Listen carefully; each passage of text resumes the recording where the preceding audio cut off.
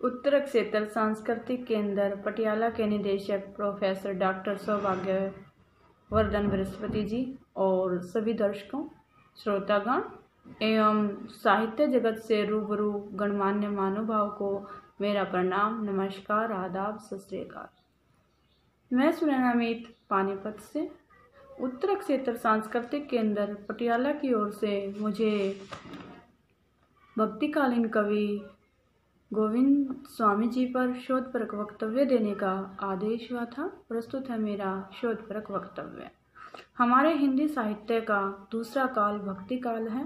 यह स्वर्ण काल है क्योंकि इस काल में किसी राजा महाराजा की प्रशंसा एवं नारी के नक्शिक का वर्णन न करके प्रभु की भक्ति की, लौकिक से अलौकिक प्रेम की व्यंजना का स्वर मुखरित हुआ है। भक्ति काल को पूर्व मध्य काल भी कहा जाता है, जिसकी समय अवधि 1343 ईस्वी से लेकर 1643 ईस्वी तक मानी जाती है। 1375 विक्रमी संवत से लेकर 1700 विक्रमी संवत तक का काल भक्ति काल है। हिंदी साहित्य में इस साहित्य के दो प्रकार हैं, धार्मिक साहित्य और लौकिक साहित्य। जॉर्ज ग्रियर्सन ने भक्ति काल को स्वर्ण काल कहा है। श्याम सुंदर दास ने स्वर्ण युग कहा है। आचार्य रामचंद्र शुक्ल ने भक्ति काल कहा है। हजारी प्रसाद द्विवेदी ने लोक जागरण काल कहा है। हिंदी साहित्य का यह श्रेष्ठ युग है। संपूर्ण साहित्य के श्रेष्ठ कवियों की उत्तम रचनाएं हमें इसी युग में प्राप्त हो जाती हैं। भक्ति काल को दो खंडों में वर्गीकृत किया गया है, जिसकी 4 प्रमुख काव्य शाखाएं हैं। पहला खंड है निर्गुण काव्य, दूसरा खंड है सगुण काव्य। निर्गुण काव्य की पहली शाखा ज्ञानाश्री शाखा है, दूसरी शाखा प्रेमाश्री शाखा है। दूसरा खंड सगुण काव्य, जिसकी पहली शाखा रामाश्री शाखा है और दूसरी शाखा कृष्णाश्री शाखा है। कृष्णाश्री शाखा की ओर बढ़ते हैं। आइए पहले पुष्टि मार्गी वल्लभाचार्य जी की जीवन लीला को एक नज़र करते हैं।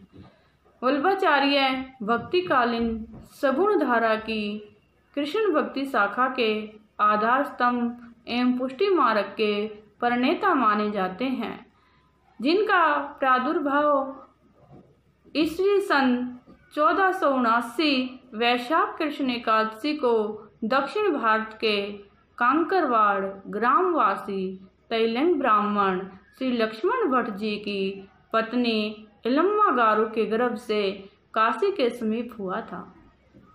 उन्हें वैश्वानर अवतार, अग्नि का अवतार कहा गया है। वे वेद शास्त्र में प्रांगत थे। श्री रुद्र संप्रदाय के श्री विलव मंगलाचार्य जी द्वारा इन्हें अष्टादशाक्षर गोपाल मंत्र की दीक्षा दी गई। त्रिदंड संन्यास की दीक्षा स्वामी नारायणेंद्र तीर्थ से प्राप्त हुई। पंडित श्रीदेव भट्ट जी की कन्या महालक्ष्मी सेन का विवाह हुआ और यथासमय 2 पुत्र हुए, श्री गोपीनाथ एवं श्री विठलनाथ। इनके मत श्री वल्लभाचार्य जी के मतानुसार 3 स्वीकार्य तत्व हैं, ब्रह्म, जगत और जीव। ब्रह्म के 3 स्वरूप हैं, आदिदेविक, आध्यात्मिक एवं अंतर्यामी रूप।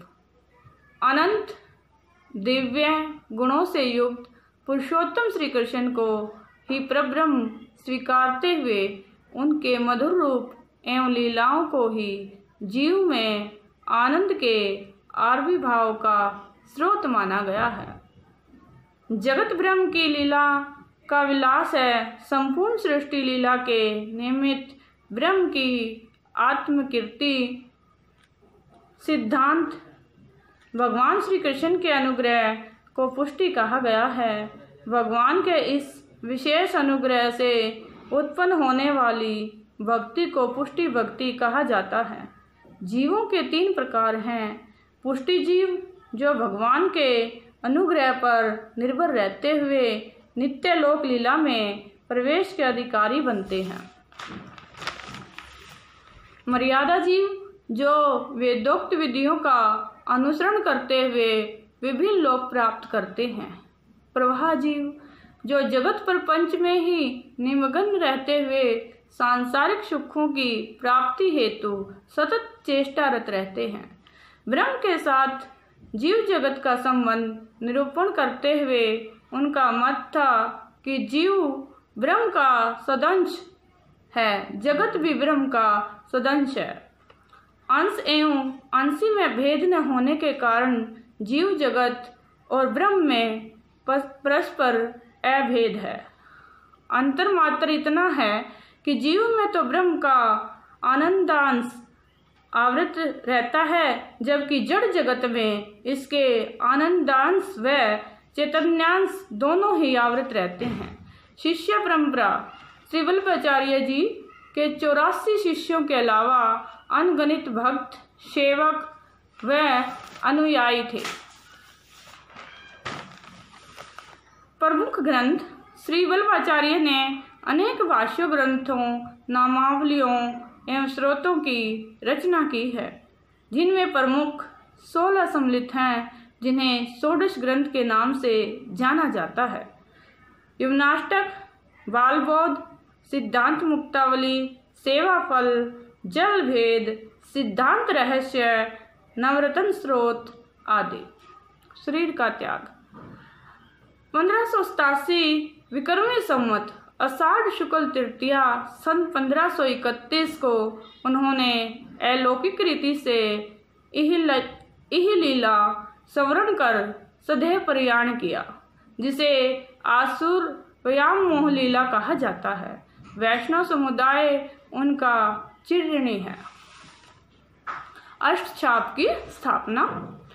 अष्टछाप कवियों के अंतर्गत पुष्टि मार्गी आचार्य वल्लभ के काव्य कीर्तनकार 4 प्रमुख शिष्य तथा उनके पुत्र गोसाई विठलनाथ के भी 4 शिष्य थे।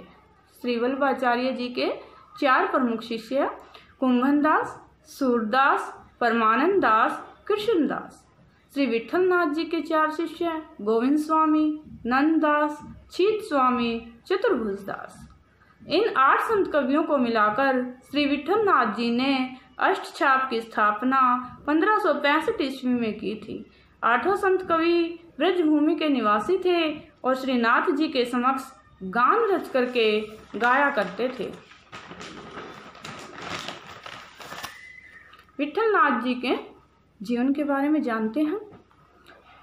वल्लभ संप्रदाय के प्रवर्तक और अष्टछाप के संस्थापक श्री गोसाई विठलनाथ जी का जन्म वाराणसी के निकट चरवाट नामक गांव में पौष कृष्ण पक्ष नवमी 1515 ईस्वी में हुआ था। विठलनाथ जी पुष्टि मार्गी आचार्य वल्लभ के दूसरे पुत्र थे। पिता के जीवन काल में इनके अध्ययन में बहुत कम रुचि थी, परंतु बाद में इन्होंने गुरु माधव सरस्वती से वेद, वेदांत, शास्त्र, पुराण आदि का गहन अध्ययन किया। इनके प्रभाव से अकबर ने गोकुल में मोर, वानर, गाय के वध पर प्रतिबंध लगा दिया। बड़े भाई गोपीनाथ की मृत्यु के बाद इन्होंने वल्लभ संप्रदाय की गद्दी को संभाला और उसे नए आयाम प्रदान किए। जहाँ जहाँ इन्होंने धार्मिक उपदेश दिए वे स्थान बैठक कहलाए। ऐसी 28 बैठकों में से 16 बैठकें ब्रज में हैं। ब्रज भाषा में काव्य और गद्य में इन्होंने लगभग 50 ग्रंथों की रचना की। 1585 ईस्वी में गिरिराज गोवर्धन की एक गुफा में इन्होंने अपना शरीर त्याग दिया। आइए कृष्ण भक्ति में कृष्ण सखा से आपका तारुफ करवा देती हूँ, जिनका नाम गोविंद स्वामी है। गोविंद स्वामी जी का परिचय। अनुमानतः गोविंद स्वामी जी आपका जन्म ब्रज के निकट आंत्री नामक ग्राम में 1562 विक्रमी संवत 1505 ईस्वी में हुआ था। आप आंत्री के रहने वाले स्नाढ़ ब्राह्मण थे। बाल्यावस्था से ही आप में वैराग्य के अंकुर प्रस्फुटित हो रहे थे। कुछ दिनों तक गृहस्थाश्रम का उपभोग करने पर आपने घर छोड़ दिया और वैराग्य ले लिया। महावन में जाकर भगवान के भजन और कीर्तन में समय का सदुपयोग करने लगे। महावन के टीले पर बैठकर शास्त्रोक्त विधि से आप कीर्तन करते थे। धीरे धीरे आपकी प्रसिद्धि दूर दूर तक फैल गई। जब आप मधुर माधुर्य में मुग्ध होकर कीर्तन करते थे तो श्रोतागणों की भीड़ उमड़ पड़ती थी। आपका कीर्तन सुनने के लिए श्रोतागण इतने उतावले थे कि अपना दैनिक कार्य या तो जल्दी निपटा लेते थे या फिर बीच में छोड़कर आपके मधुर पद सुनने के लिए कीर्तन मंडली में आ बैठते थे और अपनी रुचि दिखाते थे। दीक्षा तथा गोवर्धन निवास गोविंद स्वामी जी आप गान विद्या के आचार्य थे। काव्य एवं संगीत का पूर्ण रूप से आपको ज्ञान था। गोसाई विठल नाथ जी आपकी भक्ति निष्ठा और संगीत माधुर्य से परिचित थे। यद्यपि आप दोनों का साक्षात्कार नहीं हुआ था तो भी आप दोनों एक दूसरे की ओर आकृष्ट थे। गोविंद स्वामी जी आपने श्री विठल नाथ जी से 1592 विक्रमी संवत में गोकुल आकर ब्रह्म संबंध ले लिया था। आप उनके परम कृपा पात्र और भक्त हो गए। गोसाई जी ने कर्म और भक्ति का तात्विक विवेचन किया। उनकी कृपा से आप गोविंद स्वामी से गोविंद दास हो गए। आपने गोवर्धन को ही अपना स्थायी निवास स्थिर किया। गोवर्धन के निकट कदम वृक्षों की एक मनोरम वाटिका में आप रहने लगे। वह स्थान गोविंद दास की कदम खंडी के नाम से प्रसिद्ध है। ब्रज महिमा का बखान। गोविंद दास जी आप रस पदों की रचना करके श्रीनाथ जी की सेवा करते थे। ब्रज के प्रति आपका दृढ़ अनुराग और प्रगाढ़ आसक्ति थी। आपने ब्रज की महिमा का बड़े सुंदर ढंग से मनोरम बखान किया है।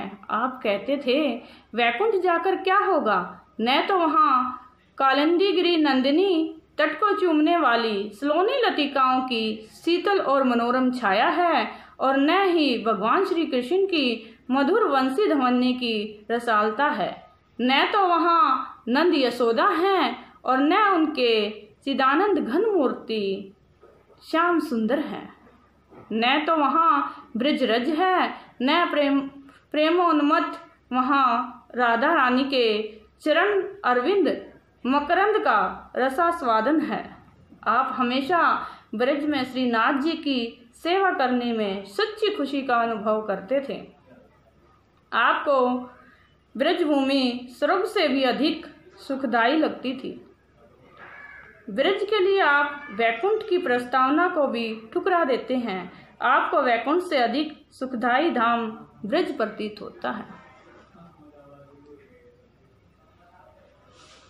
अष्टछाप के कवियों में आपका स्थान। गोविंद दास जी आप स्वरचित पदों को श्रीनाथ जी के सम्मुख गाया करते थे। भक्ति पक्ष में आपने कभी दैन्य भाव स्वीकार नहीं किया। जिनके मित्र अखिल लोकपति साक्षात नंद नंदन हो, दैन्य भला उनका स्पर्श किस तरह कर सकता है। गोविंद स्वामी जी आपका तो स्वाभिमान भगवान की सख्या निधि में संरक्षित और पूर्ण सुरक्षित था। गोसाई विठल नाथ ने आपको कवीश्वर की संज्ञा से समलंकृत कर अष्टछाप में सम्मिलित किया था। संगीत सम्राट तानसेन आपके संगीत माधुर्य का आस्वादन करने के लिए कभी कभी आपसे मिलने आया करते थे। एक समय आंतरिक ग्राम से कुछ परिचित व्यक्ति गोविंद दास जी आपसे मिलने आए। आप यशोदा घाट पर स्नान कर रहे थे। आपने गांव वालों को पहचान लिया पर वे आपको जान न सके।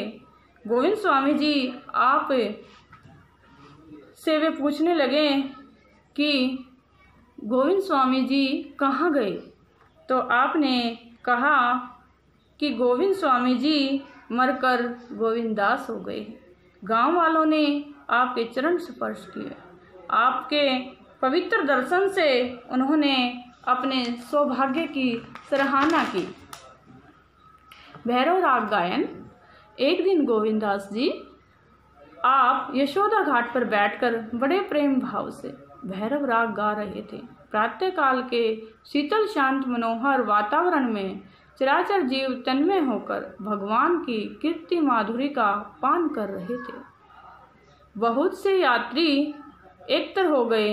भक्त भगवान के रिझाने में निमग्न थे। वे गा रहे थे, आओ मेरे गोविंद गोकुल चंदा, भई बड़ी बार खेलत जमुना तट, वदन दिखाए देहु आनंदा, गायन की आवन की बिरिया दिन मने, किरण होती अति मंदा, आए तात मात छतियो लगे, गोविंद प्रभु ब्रज जन सुख कंदा। भक्त के हृदय के वात्सल्य ने भैरव राग का माधुर्य बढ़ा दिया। श्रोताओं में बादशाह अकबर भी प्रच्छन्न वेश में उपस्थित थे। उनके मुख से अनायासी वाह वाह की ध्वनि निकल पड़ी। यह सब देखकर गोविंददास जी आप पश्चाताप करने लगे और आपने उसी दिन से श्रीनाथ जी के सामने भैरव राग गाना छोड़ दिया। आपके हृदय में अपने प्राणेश्वर प्रेम देवता ब्रजचंद्र के लिए कितनी पवित्र निष्ठा थी। श्रीनाथ जी के साथ आपकी लीलाएं। गोविंददास जी आपकी भक्ति सख्य भाव की थी। श्रीनाथ जी साक्षात प्रकट होकर आपके साथ खेला करते थे, बाल लीलाएं किया करते थे। गोविंददास जी आप सिद्ध महात्मा उच्च कोटि के भक्त थे। एक बार रासेश्वर नंदनंदन आपके साथ खेल रहे थे। कौतुकवश गोविंददास जी आपने श्रीनाथ जी को कंकड़ मारा। यह दृश्य देखकर पुजारी ने गोसाई विठलनाथ जी से आपकी शिकायत की। आपने गोसाई जी को निर्भयता पूर्वक उत्तर दिया कि आपके लाल ने तो मुझे 3 कंकड़ मारे थे। श्री विठलनाथ जी ने आपके सौभाग्य की सराहना की। भक्तों की लीलाएं बड़ी विचित्र होती हैं। उनको समझने के लिए प्रेम पूर्ण हृदय की आवश्यकता होती है। एक बार गोविंददास जी आप श्रीनाथ जी के साथ गुल्ली खेल रहे थे। राजभोग का समय हो रहा था। भगवान बिना दांव दिए ही मंदिर में चले गए। गोविंददास जी आपने उनका पीछा किया। श्रीनाथ जी को आपने गुल्ली मारी। प्रेम राज्य में रमण करने वाले सखा की भावना को मुखिया और पुजारी उनको समझ न पाए, उनकी भावना को समझ न पाए। उन्होंने आपको तिरस्कार पूर्वक मंदिर से बाहर निकाल दिया। गोविंददास जी आप रास्ते पर बैठ गए। आपने सोचा कि श्रीनाथ जी इसी मार्ग से जाएंगे, बदला लेने में सुविधा होगी। उधर भगवान के सामने राजभोग रखा गया। मित्र रूठ कर चले गए। विश्वपति के दरवाजे से अपमानित होकर गए थे उनके मित्र। भक्त के इस तरह से तिरस्कृत होकर जाने के बाद भगवान को राजभोग किस प्रकार स्वादिष्ट लग सकता था, रास आ सकता था उनको वो भोजन। भोग की थाली पड़ी रह गई। भगवान भोग स्वीकार करें, यह बात असंभव थी। मंदिर में हाहाकार मच गया। उन्हें तो ब्रज के जो रंगीले ठाकुर थे वे रूठ गए थे। उन्हें तो उनके सखा ही मना सकते थे। यह सोचकर विठलनाथ जी ने गोविंददास जी आपकी बड़ी मनौती की। फिर आप उनके साथ मंदिर आ गए। ठाकुर जी ने भक्त के हाथ से राजभोग स्वीकार किया। फिर आपने भी भोजन किया। मित्रता भगवान के पवित्र यश से धन्य हो गई। एक बार पुजारी श्रीनाथ जी के लिए राजभोग की थाली ले जा रहा था। गोविंददास जी आपने पुजारी से कहा, पहले मुझे खिला दो। पुजारी ने गोसाई जी से कहा कि गोविंददास ने सख्य भाव के आवेश में कहा है कि आपके लाला खा पी कर मुझसे पहले ही गायें चराने निकल जाते हैं। गोसाई विठलनाथ जी ने व्यवस्था कर दी कि राजभोग के साथ ही गोविंददास जी को भी खाना खिला दिया जाए। भगवान को जिस भाव से चाहते हैं वे उसी भाव से भक्त के वश में हो जाते हैं। एक बार गोविंददास जी आपको श्रीनाथ जी ने प्रत्यक्ष दर्शन दिए। इधर मंदिर में प्रत्यक्ष दर्शन दिए। श्याम ढाक पर बैठकर वे बंसी बजा रहे थे। इधर मंदिर में उत्थापन पूजा का समय हो गया था। गोसाई जी स्नान करके मंदिर में पहुंच गए थे। श्रीनाथ जी उतावली में वृक्ष से कूद पड़े। उनका बागा फट गया जो वृक्ष में उलझकर फटा था। श्रीनाथ जी का पट खुलने पर गोसाई विठलनाथ ने देखा कि उनका बागा फटा हुआ है। बाद में गोविंददास जी आपने रहस्य उद्घाटन किया और सारा दृष्टांत विठलनाथ जी को बता दिया। आपने गोसाई जी को साथ ले जाकर वृक्ष पर लटका हुआ चीर दिखलाया जो श्रीनाथ जी के फटे हुए बागा का था। गोविंददास जी आपका सखा भाव सर्वथा सिद्ध था। कभी कभी आपके कीर्तन गान के समय श्रीनाथ जी स्वयं उपस्थित रहते थे। एक बार आपको श्रीनाथ जी ने राधा रानी सहित प्रत्यक्ष दर्शन दिए। आपके कीर्तन में श्रीनाथ जी स्वयं पद गा रहे थे और राधा रानी ताल दे रही थी। गोविंददास जी आपने गोसाई जी से इस घटना का स्पष्ट वर्णन किया। श्रीनाथ जी आपसे प्रकट रूप से बात करते थे पर देखने वालों की समझ में कुछ भी नहीं आता था। एक समय श्रृंगार दर्शन में श्रीनाथ जी की पाग ठीक रूप से बांधी नहीं गई थी। गोविंददास जी आपने मंदिर में प्रवेश करके उनकी पाग ठीक की। भगवान के चरित्र की विलक्षणता का पता भगवान के सच्चे भक्त को ही लगता है। आपकी रचनाएं गोविंददास जी, आपकी कोई स्वतंत्र रचना नहीं मिलती। आपके केवल पद मिलते हैं जो गोविंद स्वामी पद के नाम से एक ग्रंथ में हैं। उसमें लगभग 600 पद माने जाते हैं, लेकिन साक्ष्य में 252 पद संकलित मिले हैं। आपके यह पद भगवान कृष्ण के प्रति ब्रजभूमि की महिमा मंडन की आभा बिखेरते प्रतीत होते हैं। आपके अधिकतर पद श्रीनाथ जी के सख्य भाव की भक्ति से ओतप्रोत हैं। आपने राधा कृष्ण के श्रृंगारिक सख्य वात्सल्य प्रेम के पदों की रचना की जो आपकी निश्चल भक्ति प्रेम को अनुरागमयी बनाते हैं और श्रोतागणों में भक्ति भावना की धारा को प्रवाहित करने में सार्थक सिद्ध होते हैं। आपके पद अद्वितीय हैं। आपके पद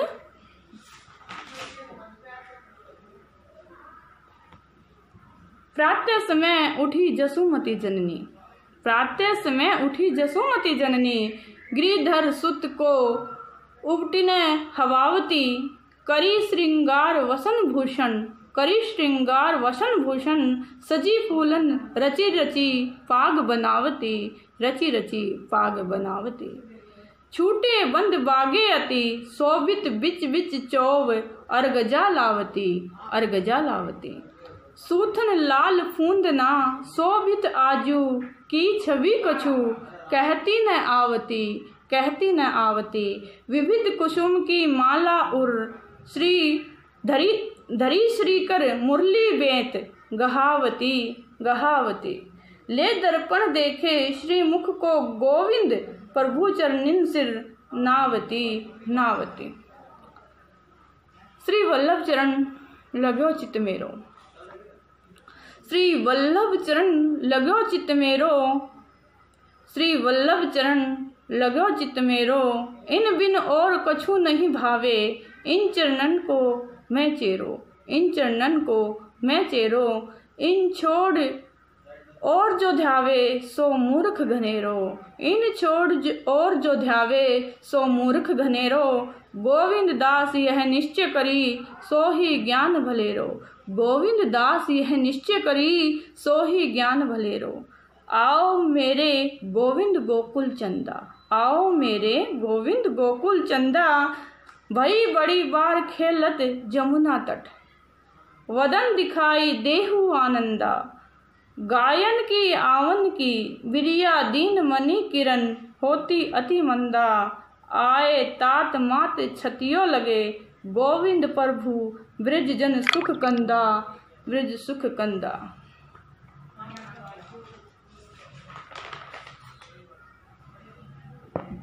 मृत्यु।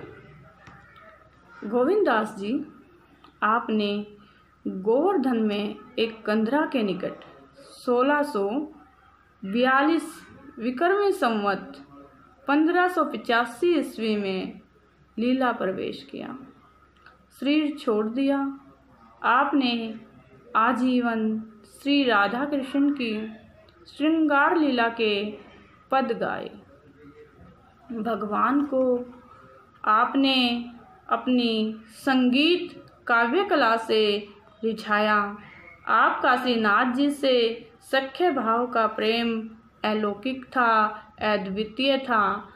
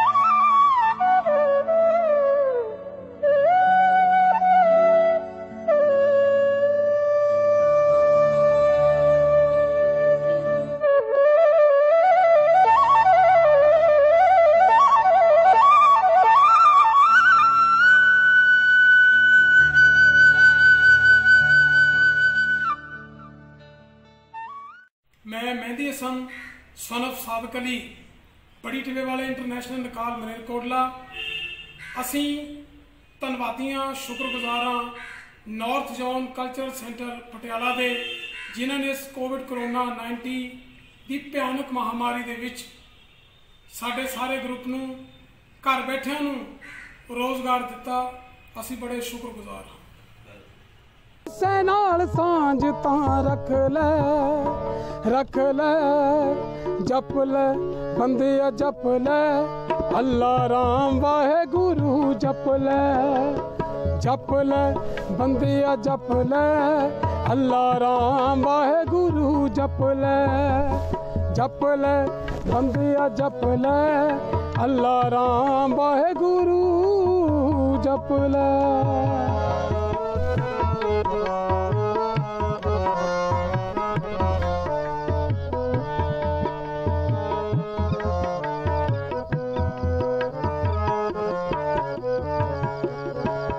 कर नेक अमल तू बंदिया जो लिखे है बिच गुरबाणी दे जो लिखे है बिच गुरबाणी दे रब कण कण दे विच वसदा तू बंदिया झूठ ना जानी वे तू बंदिया झूठ ना जानी वे बनिया क्यों हंकारी फिरदा बनिया क्यों हंकारी फिरदा अल्लाह सतगुर दी रट ले जप ले बंदिया जप ले अल्लाह राम वाहे गुरु जप ले बंदिया जप ले अल्लाह राम वाहे गुरु जप ले बंदिया जप ले अल्लाह राम वाहे गुरु जप ले।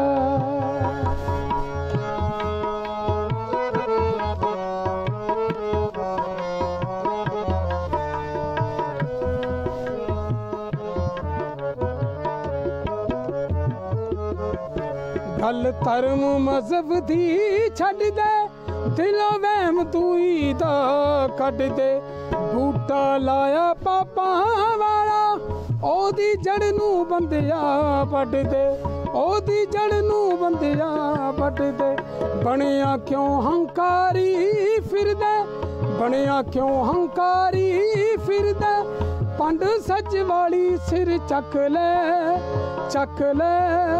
जप ले बंदिया जप ले अल्लाह राम वाहे गुरु जप ले बंदिया जप ले अल्लाह राम वाहे गुरु जप ले बंदिया जप ले अल्लाह राम वाहे गुरु जप ले बंदिया जप ले अल्लाह राम वाहे गुरु जप।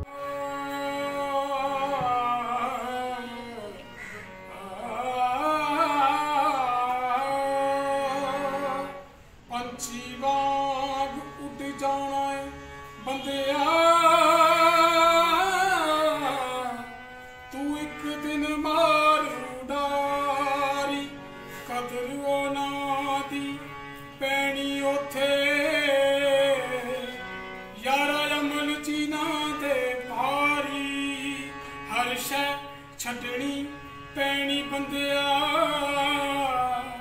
जान तो जेड़ी प्यारी अज तुरिया कोई कल तुर जाना यारा सादक वारो वारी मर जाना कमाइया करदा तू क्यों ना बंदिया रब तो डरदा तू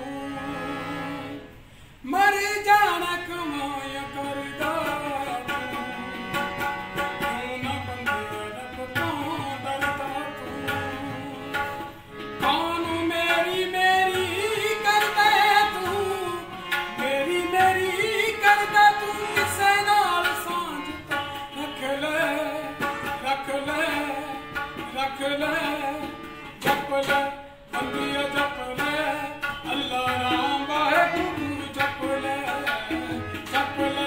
बंदिया जप ले अल्लाह राम वाहे गुरु जप ले।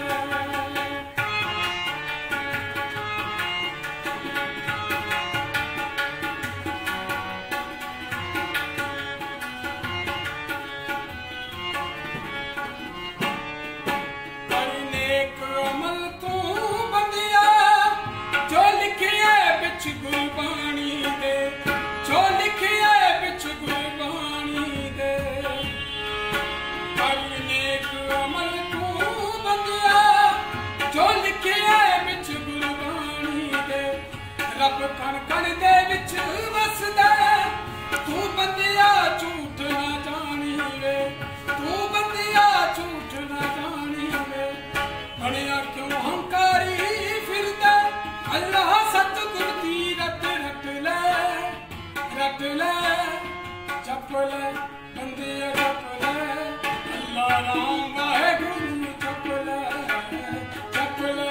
बंदिया जप ले अल्लाह राम वाहेगुरू जप ले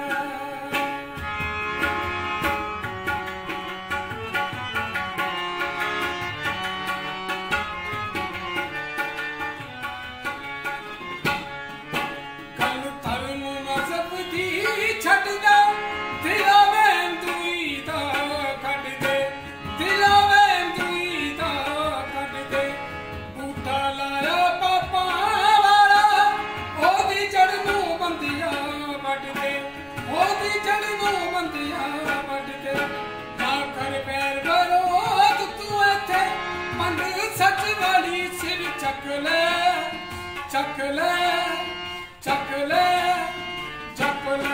बंदिया जप ले अल्लाह राम वाहेगुरू जप ले बंदिया जप ले अल्लाह राम वाहेगुरू जप ले अल्लाह राम वाहेगुरू जप ले अल्लाह राम वाहेगुरू जप ले राम वाहेगुरू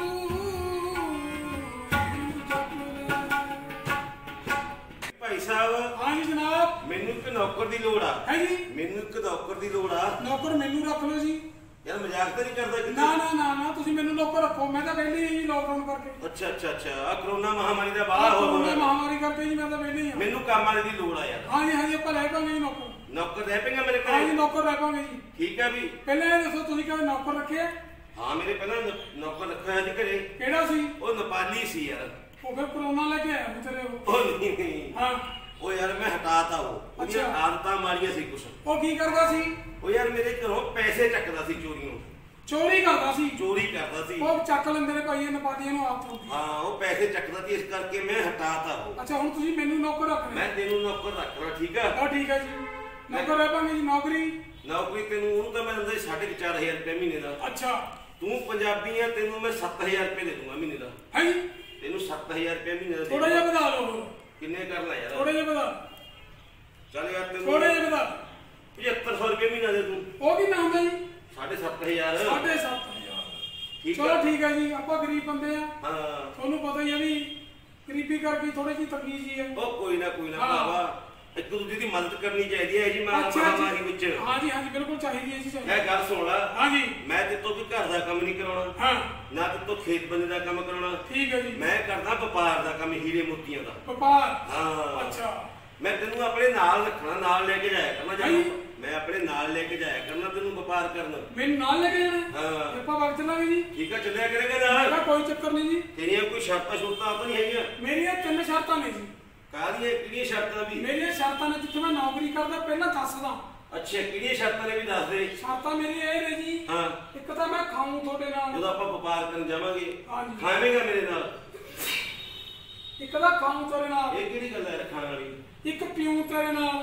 ਉਹ ਪੀਣ ਵਾਲੀ ਗੱਲ ਗਲਤ ਆ ਯਾਰ ਨਹੀਂ ਚਾਹੀਦਾ ਤੂੰ ਠੰਡਾ ਦਿੱਤਾ ਪੀਂਗਾ ਹੋ ਜਾ ਮੈਂ ਵੀ ਅੱਛਾ ਤਾਂ ਠੀਕ ਆ ਇੱਕ ਖਾਊਂ ਤੇਰੇ ਨਾਲ ਹਾਂ। ਪੀਊਂ ਤੇਰੇ ਨਾਲ ਠੀਕ ਆ ਇੱਕ ਪਾਊਂ ਤੇਰੇ ਨਾਲ ਖਾ ਲਈ ਮੇਰੇ ਨਾਲ ਹੈ ਪੀ ਲਈ ਮੇਰੇ ਨਾਲ ਹੈ ਆ ਪੈਣ ਵਾਲੀ ਗੱਲ ਗਲਤ ਹੈ ਯਾਰ ਤੇਰੀ ਇਹ ਫਿਰ ਤੈਨੂੰ ਕਰਨੀ ਉਹ ਮੈਂ ਕਦੇ ਕਿਸੇ ਨੂੰ ਨਾ ਪਾਇਆ ਨਹੀਂ ਮੈਂ ਕਦੇ ਕੱਲਾ ਨਹੀਂ ਪਿਆ ਜਿਹੜੀਆਂ ਸ਼ਰਤਾਂ ਤੇਰੀਆਂ ਮੰਨਣੀਆਂ ਇਹ ਮੰਨਣੀਆਂ ਪੈਣਗੀਆਂ ਜੇ ਮੈਨੂੰ ਲੈ ਕੇ ਜਾਣਾ ਲੈ ਫਿਰ ਮੈਂ ਤੇਰੀਆਂ ਸ਼ਰਤਾਂ ਦਾ ਮੰਨਣਾ ਗੱਲ ਸੁਣ ਲੈ ਇੱਧਰ ਆ ਹਾਂ ਕੇ ਦੱਸ ਫਿਰ ਤੈਨੂੰ ਮੇਰੀਆਂ ਸ਼ਰਤਾਂ ਵੀ ਮੰਨਣੀਆਂ ਪੈਣਗੀਆਂ ਉਹ ਕਿਹੜੀਆਂ ਤੈ ਮੇਰੀ ਹਾਂ ਬਾਹਰ ਇੱਜ਼ਤ ਕਰਨੀ ਆ ਇੱਜ਼ਤ ਹਾਂ। ਇੱਜ਼ਤ ਤੇਰੀ ਪੂਰੀ ਕਰਾਂਗੇ ਦੇਖ ਲਾ ਮੈਂ ਸੋਚ ਕਿਹਾ ਲਾ ਪੂਰੀ ਪੂਰੀ ਇੱਜ਼ਤ ਕਰਾਂਗੇ ਮਿਸਾਲ ਦੇ ਤੌਰ ਤੇ ਜਦ ਤੂੰ ਮੇਰਾ ਮਾਲਕ ਹੈ ਹਾਂ। ਤੇ ਮੈਂ ਤੇਰੀ ਇੱਜ਼ਤ ਕਰੂੰ ਮੈਂ ਤੇਰਾ ਨੌਕਰ ਹਾਂ ਦੇਖਾਂ ਮਿਸਾਲ ਪਰ ਜੇ ਮੈਂ ਥੱਲੇ ਬੈਠਾ ਮੈਂ ਪੁੰਜੇ ਫਰਸ਼ ਤੇ ਪੁੰਜੇ ਬੈਠਾ ਹੋਵੇ ਹਾਂ। ਅੱਛਾ ਫਿਰ? ਮੈਂ ਚੱਕ ਕੇ ਤੈਨੂੰ ਪੀੜੀ ਤੇ ਬਿਠਾ ਦੂੰ ਸ਼ਾਬਾਸ਼ ਜੇ ਠੀਕ ਮੈਂ ਹੈ। ਪੀੜੀ ਤੇ ਬੈਠਾ ਹੋਵਾਂ ਚੱਕ ਕੇ ਤੈਨੂੰ ਕੁਰਸੀ ਤੇ ਬਿਠਾ ਦੂੰ ਸ਼ਾਬਾਸ਼ ਜੇ ਕੁਰਸੀ ਤੇ ਬੈਠਾ ਹੋਵਾਂ ਚੱਕ ਕੇ ਤੈਨੂੰ ਸੋਫੇ ਤੇ ਬਿਠਾ ਦੂੰ ਉਹ ਵਾਹ ਵੀ ਬਾਹਰੇ ਟਹਿਰੇ ਸੋਫੇ ਤੇ ਬੈਠਾ ਹੋਵਾਂ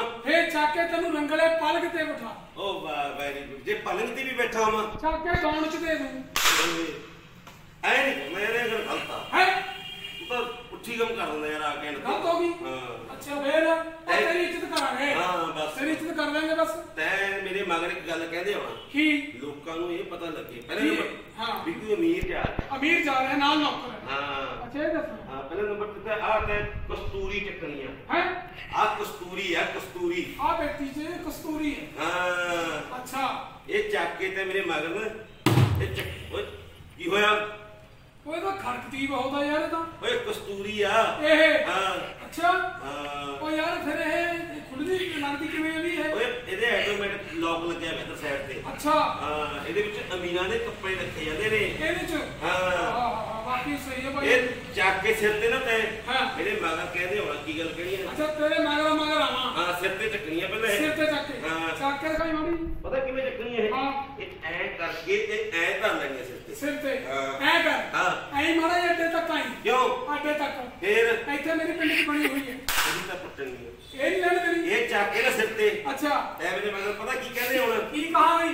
ਖਾਨ ਸਾਹਿਬ ਜੀ ਅੱਛਾ ਮੁਗਲ ਜੀ ਆਹ ਚੁਕੱਤਾ ਜੀ ਸ਼ੇਖ ਜੀ ਹਾਂ ਲੋਕਾਂ ਨੂੰ ਪਤਾ ਲੱਗੇ ਕਿ ਅਮੀਰ ਬੰਦਾ ਆ ਰਿਹਾ ਜਾ ਰਹੇ ਹਾਂ, ਚੱਲ ਹਾਂ ਇਹ ਆ ਲੋ ਇਹ ਕਿਵੇਂ ਬਣਾ ਦੀ ਆ ਜਾ ਖਾਨ ਸਾਹਿਬ ਜੀ ਆਹ ਮੁਗਲ ਜੀ ਓਹ ਸ਼ੇਖ ਜੀ ਆਹ ਭਾਈ ਜੀ ਓ ਬੱਲੇ ਬੱਲੇ ਬੱਲੇ ਪਠਾਨ ਜੀ ਓ ਵਾਹ ਵੀ ਵਾਹ ਮੀਆਂ ਜੀ ਓ ਵਾਹ ਵੀ ਵਾਹ ਟੌਂਡਿਆ ਓਏ ਇਹ ਪੱਟੀ ਮਿਸ ਕਰ ਦਿੰਦਾ ਸਾਰੀ ਗੱਲ ਦੀ ਯਾਰ ਇਹ ਠੀਕ ਨਹੀਂ ਇਹ ਗੱਲ ਗਲਤ ਹੈ ਯਾਰ ਬੇਇੱਜ਼ਤੀ ਹੋਊਗੀ ਬੇਇੱਜ਼ਤੀ ਹੋ ਗਈ ਆਪਣੀ ਅੱਛਾ ਹਾਂ ਫਿਰ ਹੁਣ ਬਈ ਤੈਂ ਲੋਕਾਂ ਸਾਹਮਣੇ ਮੇਰੀ ਇੱਜ਼ਤ ਕਰਨੀ ਹੈ ਬਾਰੇ ਕੀ ਕਹਿੰਦੇ ਤੈਂ ਲੋਕਾਂ ਨੂੰ ਦੱਸਣਾ ਮੇਰੇ ਮੀਆਂ ਦੇ ਘਰ ਦੇ ਬਾਗ ਆਹ ਘਰ ਦੇ ਬਗੀਚੇ ਆਹ ਠੀਕ ਆ ਠੀਕ ਹੈ ਘਰ ਦੇ ਗਾਰਡਨ ਆਹ ਘਰ ਦੇ ਬਾਗ ਹਾਂ ਅੱਛਾ ਇਹ ਕਹਿੰਦੇ ਇਹ ਕਹਿਣਾ ਲੋਕਾਂ ਕਹਿੰਦੇ ਲੋਕਾਂ ਨੂੰ ਪਤਾ ਲੱਗੇ ਹਾਂ। ਲਓ ਜੀ ਮੇਰੇ ਮੀਆਂ ਦੇ ਘਰ ਦੇ ਬਾਗ ਆਹ ਘਰ ਦੇ ਬਗੀਚੇ ਓ ਵਾਹ ਵੀ ਘਰ ਦੇ ਪਾਰਕ ਹਾਂ। ਘਰ ਦੇ ਗਾਰਡਨ ਹਾਂ। ਮੇਰੇ ਮੀਆਂ ਦੇ ਹਾਂ। ਘਰੇ ਕਰਿੰਡ ਦਾ ਬੂਟਾ ਤੇ ਵੀ ਬੁੜੀ ਮੱਝ ਨੇ ਸਿੰਘ ਵਸਾ ਕੇ ਤੋੜਤਾ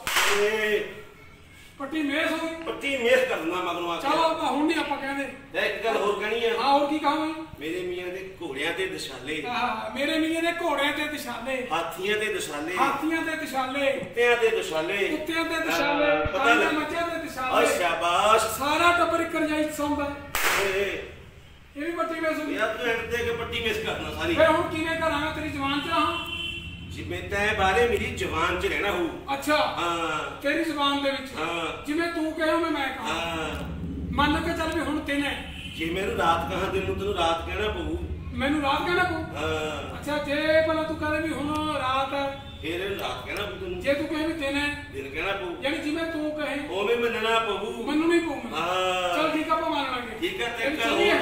ਗੱਲ ਹੋਰ ਸੁਣ ਲਾ ਹਾਂ ਇੱਕ ਗੱਲ ਹੋਰ ਵੀ ਸਿਫਤਾਂ ਰਹੇਗੀ ਇੱਕ ਕਿਹੜੀ ਮੇਰੇ ਮੀਆਂ ਦੇ ਘਰ ਦੀਆਂ ਗੱਡੀਆਂ ਆਹ ਘਰ ਦੀਆਂ ਕਾਰਾਂ ਇਹ ਕਹਿਣੀ ਹੈ ਲੋਕਾਂ ਨੂੰ ਘਰ ਦੇ ਟਰੱਕ ਪਤਾ ਲੱਗੇ ਲੋਕਾਂ ਲਓ ਜੀ ਨੂੰ ਮੇਰੇ ਮੀਆਂ ਦੀਆਂ ਘਰ ਦੀਆਂ ਗੱਡੀਆਂ ਹਾਂ। ਘਰ ਦੀਆਂ ਬੱਸਾਂ ਹਾਂ। ਘਰ ਦੀਆਂ ਕਾਰਾਂ ਹਾਂ। ਘਰ ਦੀਆਂ ਲਗਜ਼ਰੀ ਗੱਡੀਆਂ ਹਾਂ। ਘਰ ਦੀਆਂ ਮਰਸੀਡੀਜ਼ ਗੱਡੀਆਂ ਹਾਂ। ਆਪ ਮੀਆਂ ਰਕਸ਼ਾ ਚਲਾਉਂਦਾ ਇੱਥੋਂ ਆ ਕੇ ਪੱਟੀ ਮਿਸ ਕਰ ਦਿੰਦਾ ਹਾਂ ਜੀ ਜਨਾਬ ਆ ਜਿਹੜੇ ਤੁਸੀਂ 5-7 ਬੰਦੇ ਇਕੱਠੇ ਹੋ ਕੇ ਆਏ ਹੋ ਭਾਈ ਸਾਹਿਬ ਸਤਿ ਸ੍ਰੀ ਅਕਾਲ ਸਤਿ ਸ੍ਰੀ ਅਕਾਲ ਜੀ ਆ ਜਿਹੜੇ ਤੁਸੀਂ 5-7 ਬੰਦੇ ਇਕੱਠੇ ਹੋ ਕੇ ਆਏ ਹੋ ਹਾਂ ਜੀ ਇਹ ਤੁਸੀਂ ਕੌਣ ਲੋਕ ਹੋ ਉਹਨੂੰ ਨਹੀਂ ਪਤਾ ਜੀ ਨਾ ਯਾਰ ਕਿ ਅਸੀਂ ਕੌਣ ਹੁੰਦੇ ਆ ਨਾ ਬਿਲਕੁਲ ਨਹੀਂ ਪਤਾ ਜੇ ਮੈਨੂੰ ਪਤਾ ਹੁੰਦਾ ਮੈਂ ਤੁਹਾਨੂੰ ਪੁੱਛਦਾ ਕਿਉਂ अच्छा भाई साहब मेरे मगर कल कहोगे छोटी जी ਕਿਹੜੀ आपको लज्जत और को जिल्लत ये तमाशा शराब में देखा आपको लज्जत और को जिल्लत ये तमाशा शराब में देखा घर बैठे दूर की सैर ये तमाशा किताब में देखा घर बैठे दूर की सैर ये तमाशा किताब में देखा भांगड़े में नाचने का असली मजा ये तमाशा धमाल में देखा भांगड़े में नाचने का असली मजा ये तमाशा धमाल में देखा गाने बजाने और हंसने हंसाने का असली तमाशा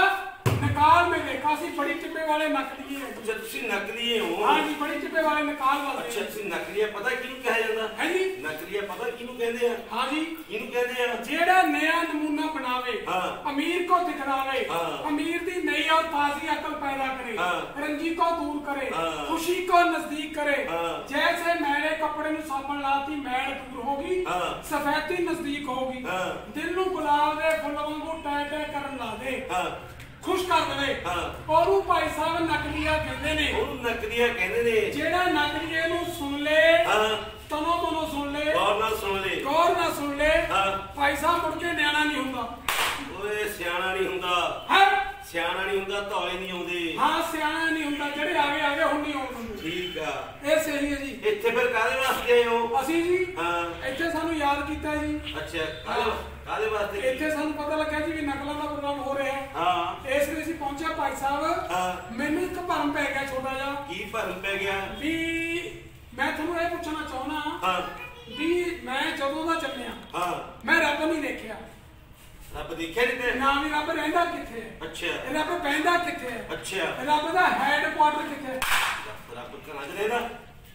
ਨਹੀਂ ਮੈਨੂੰ ਨਹੀਂ ਪਤਾ। ਤੈਂ ਰੱਬ ਦੇ ਦਰਸ਼ਨ ਨਹੀਂ ਕੀਤੇ? ਮੈਂ ਰੱਬ ਦੇ ਦਰਸ਼ਨ ਨਹੀਂ ਕੀਤੇ। ਅੱਛਾ ਮੈਨੂੰ ਕਿਸੇ ਨੇ ਕਿਹਾ ਵੀ ਕਾਕਾ ਜੇ ਤੈਨੂੰ ਰੱਬ ਦੇ ਦਰਸ਼ਨ ਕੋਈ ਕਰਾ ਸਕਦਾ ਤਾਂ ਨਕਲੀਆ ਕਰਾ। ਦੇਖ ਵੀ ਸਾਨੂੰ ਵੀ ਗੁਰੂਆਂ ਦੀ ਥਾਪਣਾ ਜੇ ਤੇਰਾ ਮਸਲਾ ਹੱਲ ਹੋਇਆ ਕਰਕੇ ਜ਼ਰੂਰ ਤੋਰਾਂਗੇ। ਹਾਂਜੀ ਕਰਿਓ ਜੀ ਫਿਰ।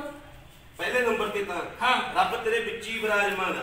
ਰੱਬ ਮੇਰੇ ਵਿੱਚ ਹਾਂ। ਤੇ ਤੂੰ ਕਹਿੰਦੇ ਹਾਂ। ਆ ਦੇਗਾ ਸਾਰੇ ਕੱਪੜੇ ਲਾਈ ਖੜਾ ਕਿਤੇ ਨਹੀਂ ਅੜਕਦਾ। ਉਹ ਅੜਕਣ ਵਾਲੀ ਚੀਜ਼ ਨਹੀਂ ਪਾਗਲਾ। ਹਾਂ ਗੱਲ ਸੁਣ ਜੇ ਆਪਾਂ ਕਿਸੇ ਨੂੰ ਮਿਲਣਾ ਹੋਵੇ, ਅੱਛਾ ਕਿਸੇ ਦੇ ਘਰੇ ਜਾਣਾ ਹੋਵੇ ਹਾਂ ਤਾਂ ਆਪਾਂ ਨੂੰ ਉਹਦਾ ਐਡਰੈਸ ਟਿਕਾਣਾ ਤਾਂ ਪਤਾ ਹੁੰਦਾ। ਹਾਂ ਐਡਰੈਸ ਲੈਣਾ ਇਸੇ ਤਰ੍ਹਾਂ ਰੱਬ ਦੇ ਵੀ ਟਿਕਾਣੇ ਨੇ। ਰੱਬ ਦੇ ਟਿਕਾਣੇ ਹਾਂ। ਕੋਈ ਤੇਰੇ ਹੈ ਯਾਰ? ਮੈਂ ਦੱਸਦਾ ਸੁਣ ਮੇਰੇ ਤੋਂ। ਕਿਸੇ ਢੰਗ ਨਾਲ ਕਿਸੇ ਤਰੀਕੇ ਨਾਲ ਰੱਬ ਮੈਂ ਦੱਸੂ ਮਿਲਣਾ। ਸਾਰਾ। ਹਾਂ ਦੱਸ। ਜਿਹੜੇ ਤਾਂ ਗੁਰੂ ਦੇ ਸਿੱਖ ਲੋਕ ਨੇ, ਜਿਹੜੇ ਗੁਰੂ ਦੇ ਸਿੱਖ ਲੋਕ ਨੇ, ਪੰਜਾਂ ਕੱਕਿਆਂ ਤੇ ਕਾਇਮ ਨੇ, ਪੰਜਾਂ ਕੱਕਿਆਂ ਤੇ ਕਾਇਮ ਨੇ, ਗੁਰਬਾਣੀ ਨੂੰ ਮੰਨਦੇ ਮੰਨਦੇ ਨੇ, ਹਾਂ ਉਹਨਾਂ ਨੂੰ ਤਾਂ ਰੱਬ ਗੁਰਦੁਆਰਾ ਸਾਹਿਬ ਦੇ ਵਿੱਚ ਮਿਲ ਜਾਂਦਾ। ਅੱਛਾ ਤੂੰ ਕਹਿੰਦਾ ਗੱਲ ਹਾਂ। ਜਿਹੜੇ ਪੰਜਾਂ ਕੱਕਿਆਂ ਤੇ ਕਾਇਮ ਨੇ, ਗੁਰਬਾਣੀ ਨੂੰ ਮੰਨਦੇ ਨੇ, ਹਾਂ।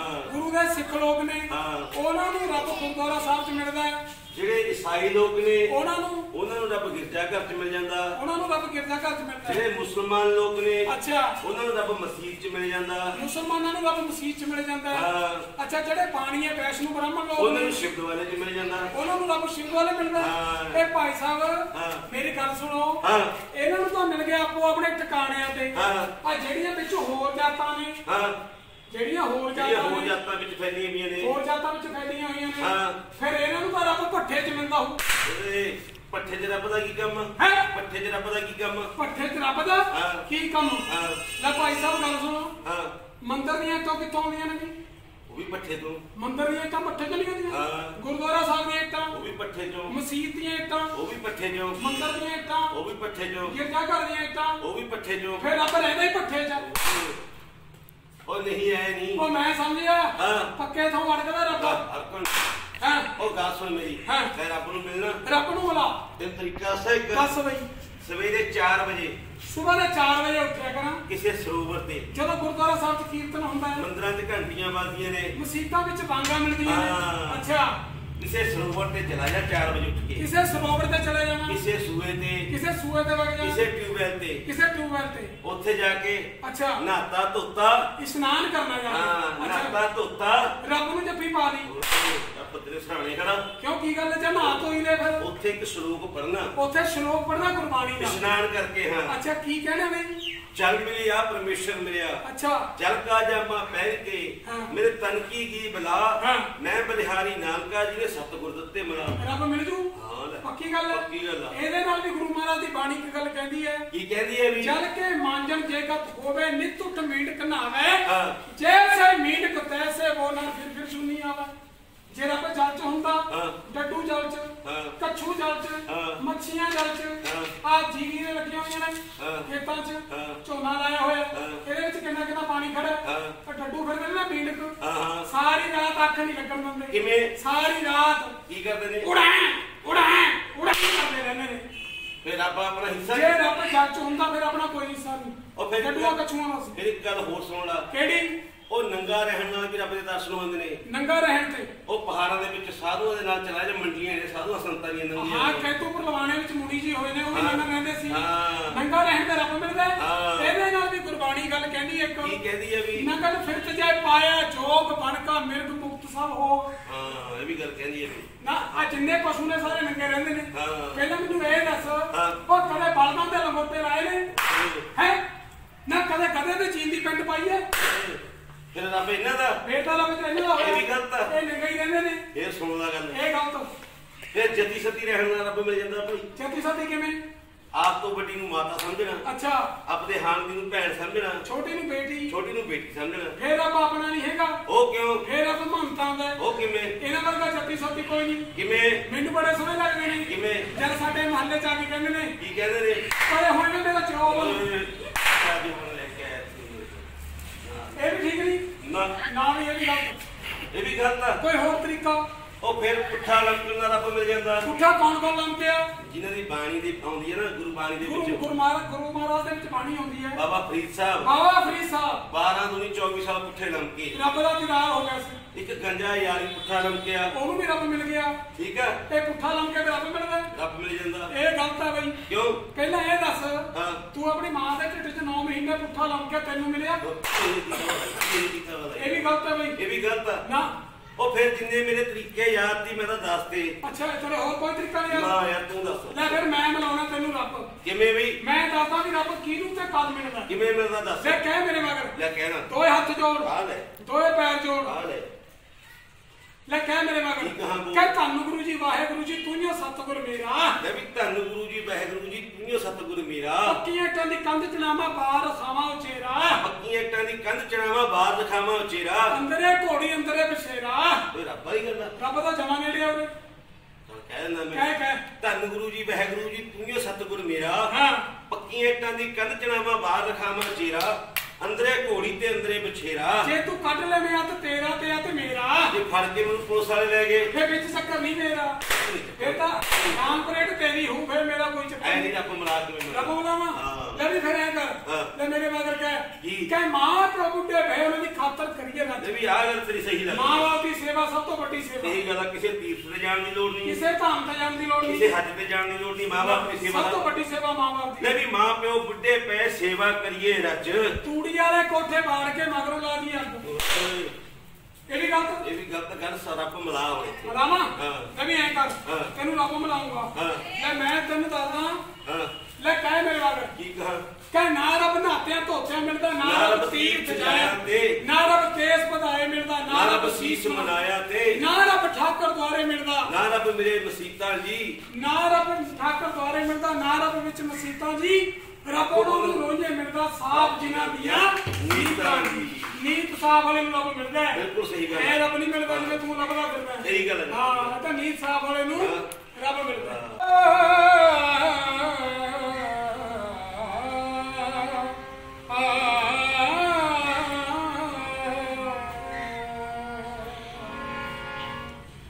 ਆਵੇ ਮਾਹੀ ਤੇਰੀ ਆਵੇ ਮਾਹੀ ਤੈਨੂੰ ਸੱਤ ਪਈ ਮਾਰਾਂ ਵੇ ਤੂੰ ਮੁਲਕ ਵਸਾ ਲਿਆ ਤੇਰਾ। ਲੋਕਾਂ ਦੇ ਘਰ ਚਿਰਾਗ ਜਲੇਂਦੇ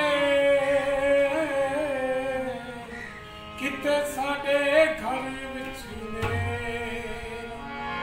ਨਦੀ ਕਿਨਾਰੇ ਬੁਲਬੁਲ ਬੈਠ, ਨਦੀ ਕਿਨਾਰੇ ਬੁਲਬੁਲ ਮੂੰਹ ਵਿੱਚ ਦਾਣਾ ਛੱਡੀ ਦਾ। ਤੂੰ ਬਸੇ ਦਿਆ ਸੱਜਣਾ ਵੇ ਆ ਜਾ, ਤੂੰ ਬਸੇ ਦਿਆ ਸੱਜਣਾ ਵੇ ਆ ਜਾ। ਜੀ ਨਹੀਂ ਲੱਗਦਾ ਕੱਲੀ ਦਾ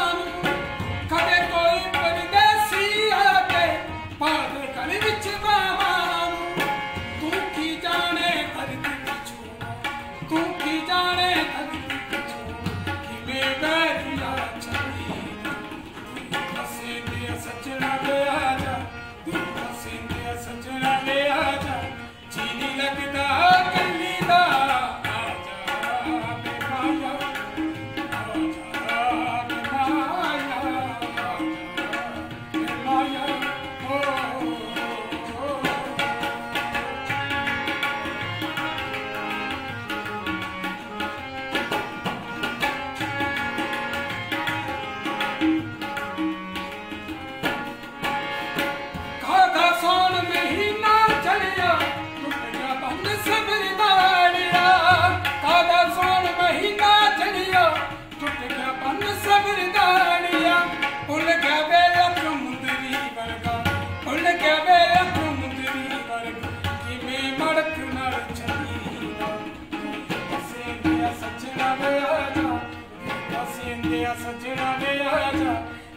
लगदा गली दा आजा बे माया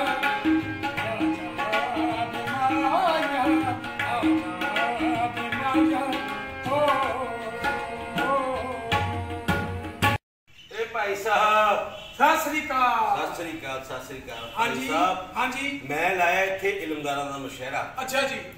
जिन्हें भी कुछ भी इलम आउंदा। अच्छा जी। कुछ ज्ञान दी गल आउंदी आ। अच्छा। कोई इलम दी गल आउंदी आ। कोई कविता सुना सकदा कोई है। कविता सुना सकदा, कोई शेर सुना सकदा। अच्छा जी। मैं वो मुशहरा लाया इत्थे ओ बंदे नूं हक्का बोलण दा। अच्छा इलमदार इकट्ठे कीते। हाँ फालतू बंदा नहीं बोल सकदा इत्थे। अच्छा इलमदारां दा मुशहरा लाया जी। हाँ मैं चाहना तुसी भी कि अपने विरसे वाले चैनल पाओ भी साडा विरसा की है। हाँ। सही गल है, साडा लोग विरसा भुलते जा रहे ने। अजकल की जनरेशन नूं पता लगे हाँ जी भी साडा विरसा की सी। हाँ जी हाँ जी भी साडे किहे जे योधे होए ने। हाँ जी हाँ जी। कहे जे शूरवीर होए ने। किहे जे भगत होए ने। हाँ जी हाँ जी। किहे जे साडे बाबे होए ने। साडी ये ਜਿਹੜੀ ਧਰਤੀ है गुरुआं पीरां फकीरां ਦੀ ਧਰਤੀ है। सो उस विरसे की गल करिए जी। हाँ लो जी मैं विरसा पेश कर लगा। साडा विरसा की है। हाँ सुक्का लद्दी धरत मेरी ते जन्म क्रांति होया। सुखा लद्दी धरत मेरी ते जन्म क्रांति होया। किरत करो ते वंड छकण दा भी गुरु नानक बोया। किरत करो ते वंड छकण दा भी गुरु नानक बोया। भगत नामदेव गुरु रविदास कबीर फरीद जी ना ठुकरायो। साडा विरसा जग तो उच्चा एवें ना भुल जायो। साडा विरसा जग तो उच्चा लोको एवें ना भुल जायो। किरत दी राखी करन वास्ते गुरु गोबिंद सिंह हथ चंडी। किरत दी राखी करन वास्ते गुरु गोबिंद सिंह हथ चंडी। हक सच दी जंग कदे भी होन ना दित्ती ठंडी। हक सच दी जंग कदे भी होन ना दित्ती ठंडी। बंदा सिंह बहादुर वर्गे योद्धियां दा जस गायो। बंदा सिंह बहादुर वर्गे योद्धियां दा जस गायो। साडा विरसा जग तो उच्चा एवें ना भुल जायो। साडा विरसा जग तो उच्चा एवें ना भुल जायो। जोवन लेखे लाउणा दस गए उद्यम भगत सराबे। जोवन लेखे लाउणा दस गए उद्यम भगत सराबे। देश दी खातर हंस के फांसी चढ़ गए गदरी बाबे। देश दी खातर फांसी चढ़ गए हंस के गदरी बाबे। आजादी दी रल मिल हिस्सा तुसी भी अपना पायो। साडा विरसा जग तो उच्चा एवें ना भुल जायो। साडा विरसा जग तो उच्चा एवें ना भुल जायो। ढड सरंगी ढोल गवाजा चिमटा साज पुराना। ढड सरंगी ढोल गवाजा चिमटा साज पुराना। बांदर वांगू बुड़की जावे अज दा डिस्को लाना। बिल्कुल बांदर वांगू बुड़की जावे अज दा डिस्को लाना। पच्छम वाली नेरी दे विच वेखी झुलना जायो। साडा विरसा जग तो उच्चा एवें ना भुल जायो। मुगतर चुकना खेड़ कबड्डी भुल गए खिचड़ियां लज्जां। मुगतर चुकना खेड़ कबड्डी भुल गए खिचड़ियां लद्दां। सिर डोंगे कट कन्ना विच मुंदरा जौं कर जे दियां मज्जां। हां दारा सिंह भीम सैन खली बन के धरती ताई हिलायो। साडा विरसा जग तो उच्चा एवें ना भुल जायो। साडा विरसा जग तो उच्चा एवें ना भुल जायो। कुड़ियां कतरा तुंबना छड्डिया रुल गए सुच्चे घोड़े। कुड़ियां कतरा तुंबना छड्डिया रुल गए सुच्चे घोड़े। बिच कचहरियां वादे जामन नित दिन तोड़ विछोड़े। बिच कचहरियां वादे जामन नित दिन तोड़ विछोड़े। सिगरेट पी के बाल कटा के दाग ना पुल्लू लायो। साडा विरसा जग तो उच्चा एवें ना भुल जायो। साडा विरसा जग तो उच्चा एवें ना भुल जायो। कोठी पाके कार में लैनी। कोठी पाके कार में लैनी दौड़ पैसे दी लगी। घर विच बेबे बापू रखने बड़े मुसीबत वड्डी। घर विच बेबे बापू रखने बड़े मुसीबत वड्डी। घर विच बेबे बापू रखने बड़े मुसीबत वड्डी। मेहंदी साधक जद फुल सुक गए। मेहंदी साधक जद फुल सुक गए। पिछों ना पछतायो। साडा विरसा जग तो उच्चा एवें ना भुल जायो।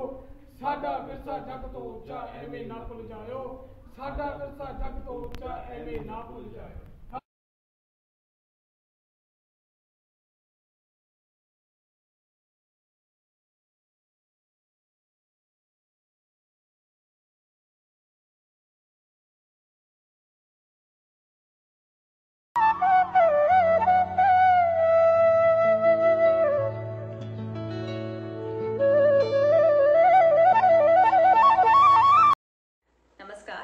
मैं योगिता एक थिएटर आर्टिस्ट हूँ और लिखती भी हूँ। आज एक कहानी सुनाने जा रही हूँ आप सभी के सामने, जिसका नाम है रामू चंडी। कहानी कथा पंजाब खंड 2 का हिस्सा है और जिसे लिखा है श्रीमती चंदन नेगी जी ने। रामू चंडी। गली के मोड़ पर छज्जे वाले घर में रहती उस औरत को सभी रामू चंडी कहकर बुलाते थे। इस गली का दस्तूर ही था कि जिस नाम से गली में अधिक औरतें या मर्द होते, उन्हें उनके नामों के आगे कोई उपयुक्त विशेषण जोड़कर बुलाते। हमारी गली में रामू नाम की 4-5 औरतें थी। रामू बिल्ली, रामू दंदलो, रामू पुच्छल, रामू चरखी और रामू चंडी। मैं हमेशा ये सोचकर खुश होती कि शुक्र है मेरे नाम की गली में अन्य कोई लड़की नहीं तो मेरे किसी अवगुण को ढूंढकर मेरे नाम के साथ भी जोड़ दिया जाता। अन्य सभी रामों के नाम जो साथ में जोड़े गए थे वो उन पर फबते थे, लेकिन रामू चंडी के नाम की मुझे समझ नहीं आती थी। रामू के घर के बाद गली स्कूल की ओर मुड़ जाती थी।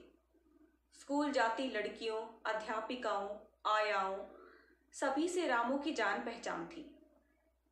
वह आते जाते सभी से हंस हंस कर बातें किया करती थी। कभी किसी से लड़ती नहीं थी, नहीं तो ये गली हर रोज एक आध लड़ाई की गवाह होती। लड़ाई के शोर को सुनकर सभी पड़ोस की औरतें अपने हाथों के काम को छोड़कर खिड़कियों और दरवाजों में आकर खड़ी होती। घर का काम भुला दिया जाता, कपड़े भीगे पड़े रहते, अंगीठियां जलती रहती, बच्चे रोते रहते, दाल सब्जी जल जाती, मगर वे स्वयं लड़ाई के चटकारे लेती और तमाशा देखती। फिर एक दूसरे के बच्चों को गालियां दी जाती, बेटों खसमों के मरने की बद्दुआएं भी दी जाती। सखीपन के समय रोए गए अपने अपने दुखड़ों के ताने उल्हाने दिए जाते। पूरी गली में एक दूसरी के राज खोले जाते। अजीब तमाशा होता। कई बार तो सारी गली उलझ जाती थी और फिर कितने ही दिनों तक लड़ाई की बातें चलती रहती। रामू तो कभी भी ऐसे झगड़ों का हिस्सा नहीं बनती थी। ना कभी किसी से उसका अधिक भाईचारा था, ना कभी उसने चुगली की थी। ऊंची लंबी गोरी चिट्टी सुंदर शहजादी रामू। वह लंबी शायद इसलिए भी लगती थी क्योंकि उसका पति जीवन दुबला पतला मरियल और नाटा सा था। गली में बड़ा विशाल चबूतरा था, गली से 3 फुट ऊंचा, आसपास रास्ता और चारों ओर घर ऊंचे ऊंचे, 5 मंजिलें, छज्जे बालकनियों वाले। यह विशाल चबूतरा पूरी गली के दुख सुख का साझीदार था। विवाह भी यहीं पर होते थे, मरने धरने भी। हमारे बच्चों के खेल का मैदान भी यही था और कांग्रेस के जलसे का मैदान भी। गर्मियों में मिशर तंदूर भी यहीं लगता था। हम सारी सहेलियां घर घर खेलती, गुड्डे गुडिया और विवाह सब यहीं रचाती। जन्म से मृत्यु तक के सभी खेल पलों में खत्म कर देती। बड़े चबूतरे के चारों ओर अपने अपने घरों के सामने शाम के वक्त औरतें चारपाइयां बिछाकर बैठ जाती थी। हरसुई, सिलाई, किनारी, तिल्ले सिलमे का काम करती थी। पेशावर में तो उस समय लड़की पैदा होते ही उसका दहेज बनना शुरू हो जाता था। रामू को ना अपनी बेटी के दहेज बनाने की फिक्र थी, ना वह कभी गली में संगी साथियों के पास आकर बैठती थी। वह सदैव अपने छज्जे पर ही चारपाई बिछाकर बैठी रहती थी। गली में से गुजरते हुए कोई पल दो पल रुककर उसके साथ बात कर लेती। पता चला कुछ जीवन का, तो मिलने गई थी, कितने दिन की कैद हुई। सच्चा बादशाह उसके बंधन काटेगा, खुद सहायता करेगा। तू ठीक है ना बेटी? ठीक है। और रामू के उत्तर देने से पहले ही छज्जे के नीचे से वो लोग गुजर जाते। इसी चबूतरे के अंतिम कोने की अंतिम गली के रामू उनका ससुराल वालों का घर था। रामू स्कूल जाती लड़कियों को देख अपनी बेटी से बेहद लाड़ प्यार जताने लगती। मेरी डड स्कूल जाएगी, मैं नया बस्ता ले दूंगी, ठुमक ठुमक कर चलेगी मेरी डड। जाएगी तू भी बहन के साथ स्कूल। उस समय मैंने कच्ची पहली में स्कूल जाना आरंभ किया था। जब मैं स्कूल जा रही होती, वह मुझे रोककर अपनी बेटी कांता से बातें करने लाड जताने और कांता को स्कूल भेजने के स्वप्न संजोने लग जाती थी। शायद रामू का अंदर कमरे में दिल घबराता था, तभी वह सारा दिन छज्जे में ही बैठी रहती थी। पूरी गर्मी, उमस, हवा, बरसात कमरे के बाहर ही गुजारती थी। पूरी सर्दी, कोहरे वाली ठंड में भी वह यहीं पर ठिठुरती थी और गुनगुनी धूप में भी यहीं पर देह सेकती थी। रामू कैसे गुजारा करती, कहाँ से खाती? 2 बेटों की जीवन धारा अन्न दाने से कैसे जुड़ी थी? पूरी गली के निवासी तरस तो खाते, किंतु उसकी सास के डर से कोई कुछ न कर पाता। उसकी सास गालियां देती हुई लोगों के बच्चों को कोसती रहती थी। बेचारी ने कभी घर से बाहर पैर ही नहीं निकाला। जब से उम्र कैद हुई है, एक आप, एक छज्जा, एक कांता और एक रब का आसरा पकड़े बैठी है। बेचारी का तो सास दम ही नहीं भरने देती। फटा भी पहना, थिगड़ियां भी लगाई, पर किसी के आगे हाथ नहीं पसारे। कब पूरे होंगे 7 साल? कब बेचारी की जून कटेगी? 7 साल। जवानी तो गल ही जाएगी बेचारी की।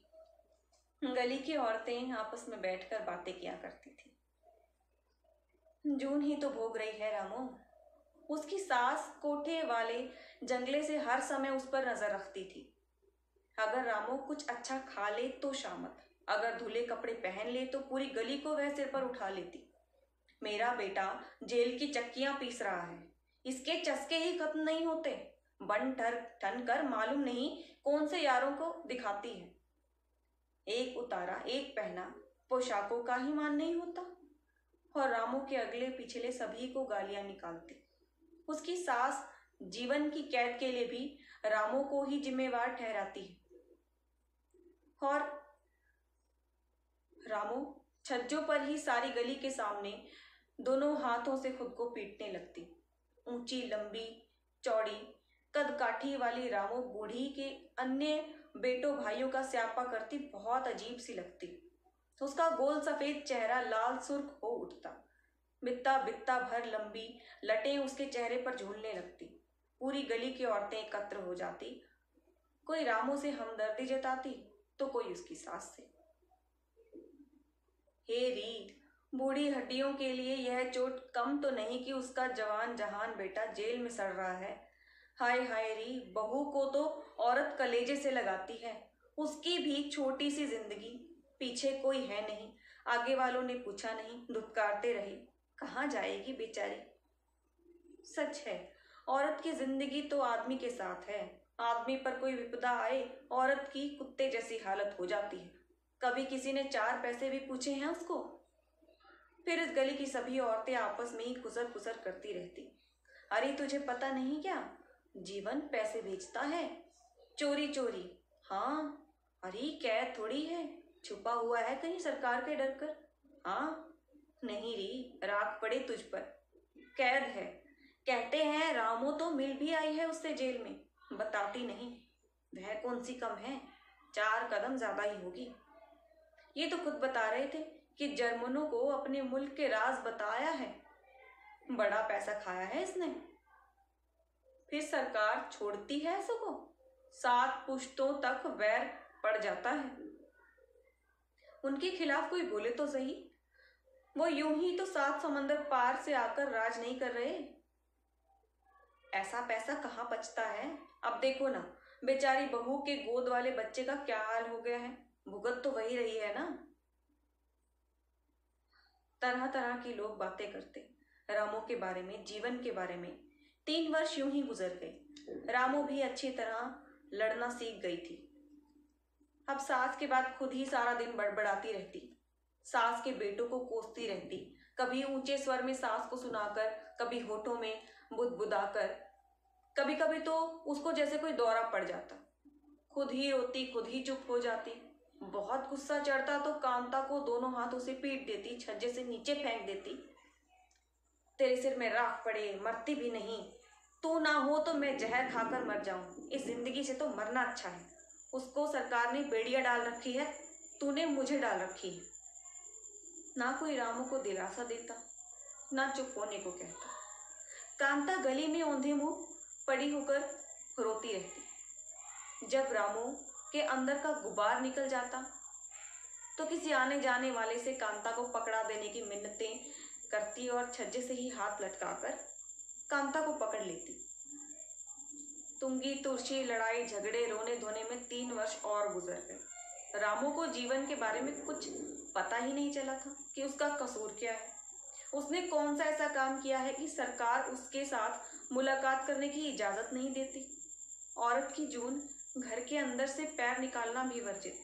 पढ़ी लिखी वह थी नहीं। देवरों ने कभी जीवन के विषय में कुछ बताने की आवश्यकता ही नहीं समझी थी।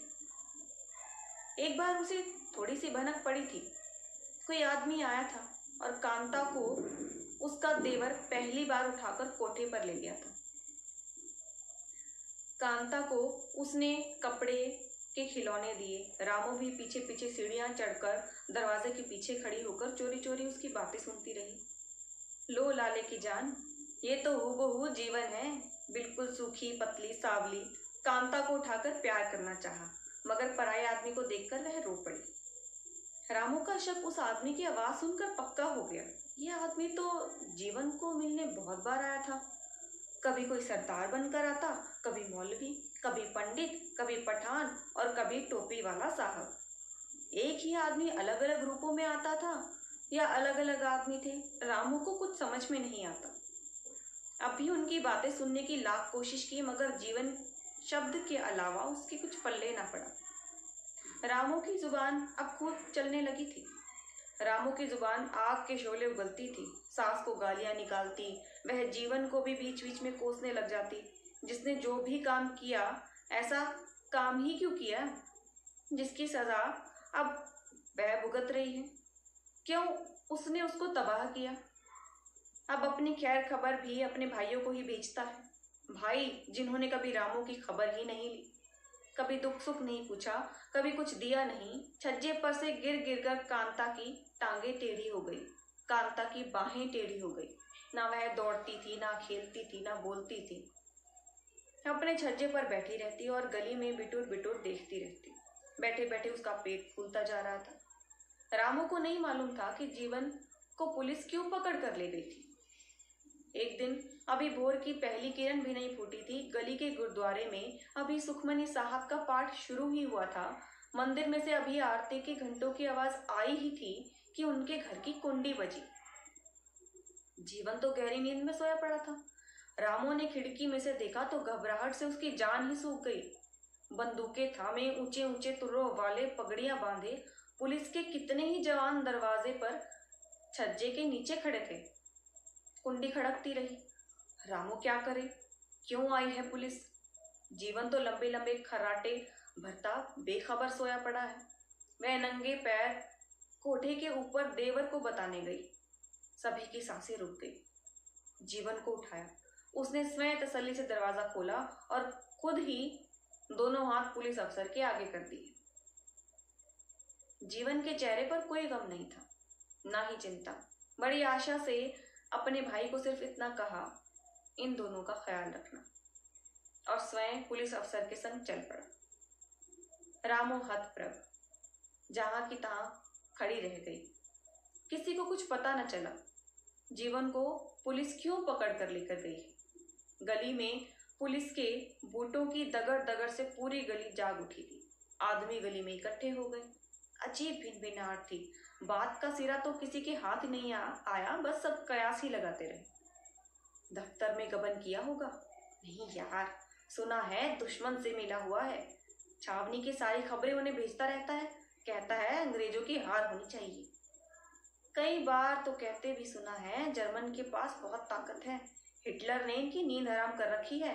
एक बार अंग्रेज हारे तो हमारा भारत आजाद हो जाएगा, हमारी भी गुलामी की जंजीरें कट जाएंगी, हम भी एक एक का बदला लेंगे, फांसी के तख्तों पर लटकाएंगे।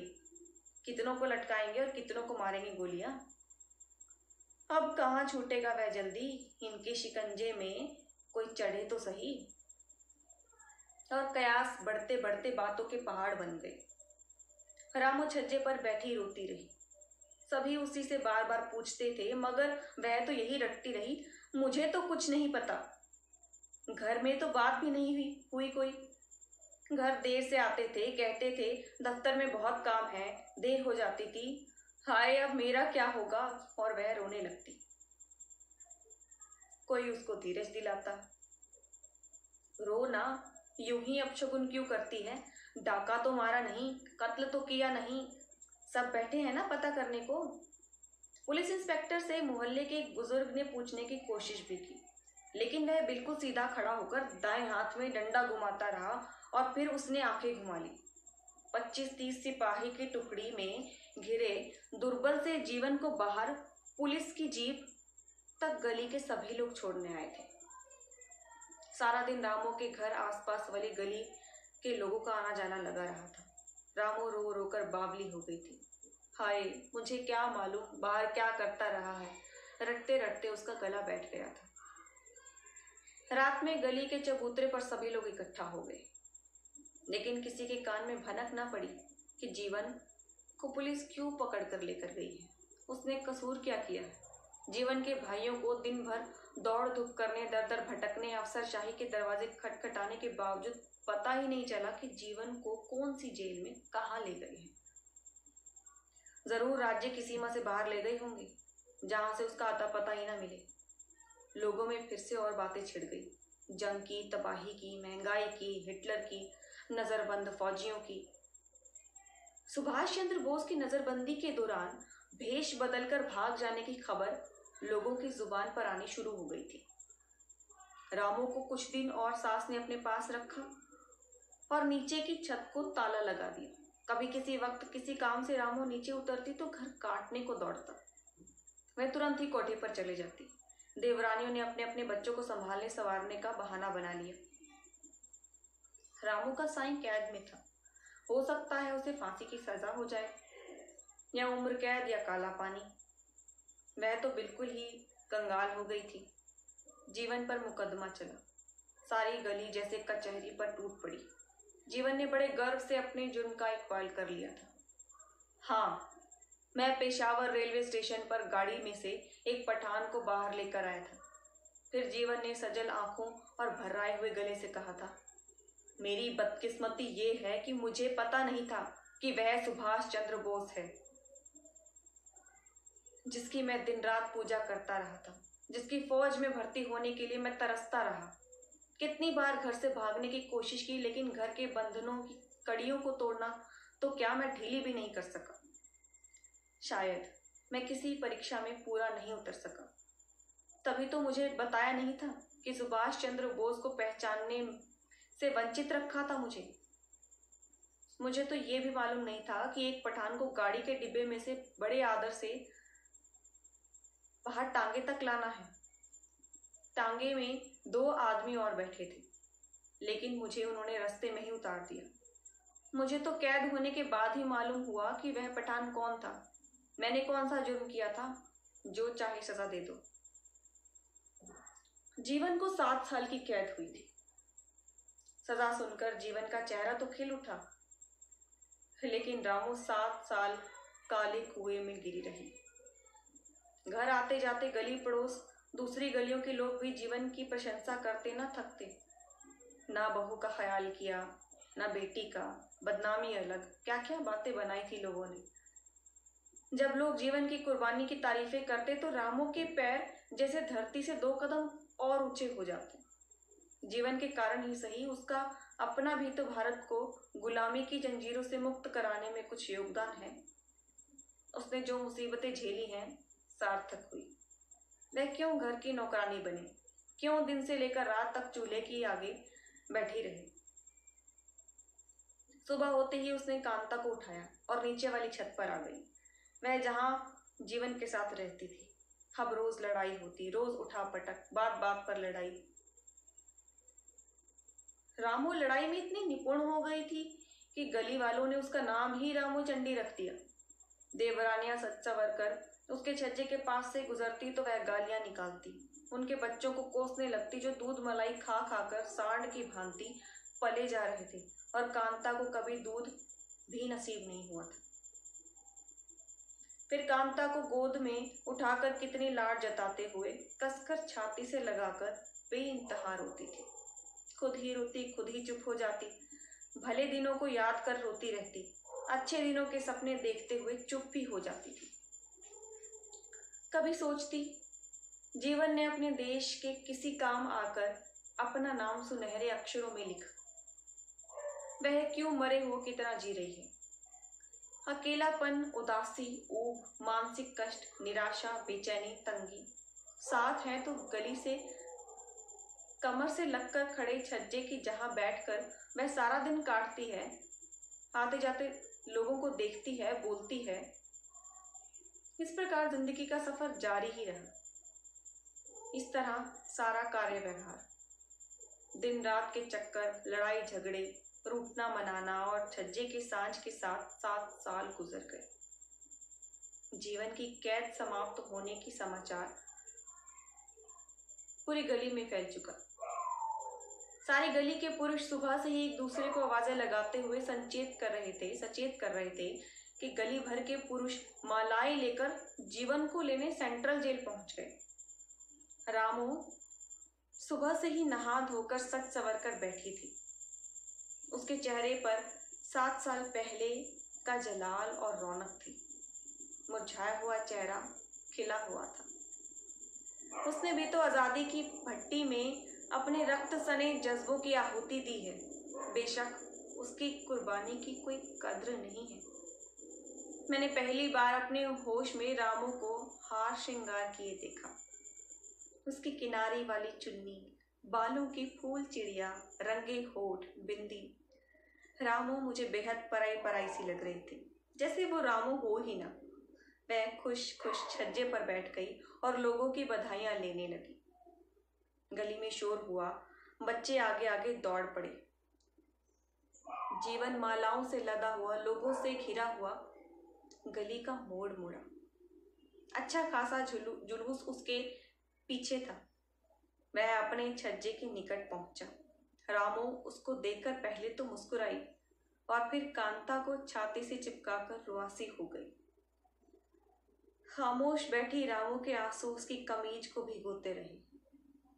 देख कांता, वो सहरे वाला तेरा बापू। जीवन ने एक नजर छज्जे की ओर देखा और फिर लोग उसको घेर कर बड़े ऊंचे और खुले चबूतरे पर ले गए, जहां सहरों से लदे फदे जीवन को तख्तपोश पर रखी बीच वाली कुर्सी पर बिठाया गया।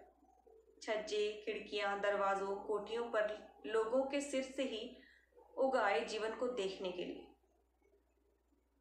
रामू अपने छज्जे पर से देखती रही, जैसे ये पल, ये इज्जत, ये सम्मान जो जीवन को मिल रहा है, उस पर से तो कई साल कुर्बान किए जा सकते थे। उसका मन हुआ वह भी दौड़कर जीवन के पास खड़ी हो जाए। तो ये थी कहानी रामू चंडी। नमस्कार।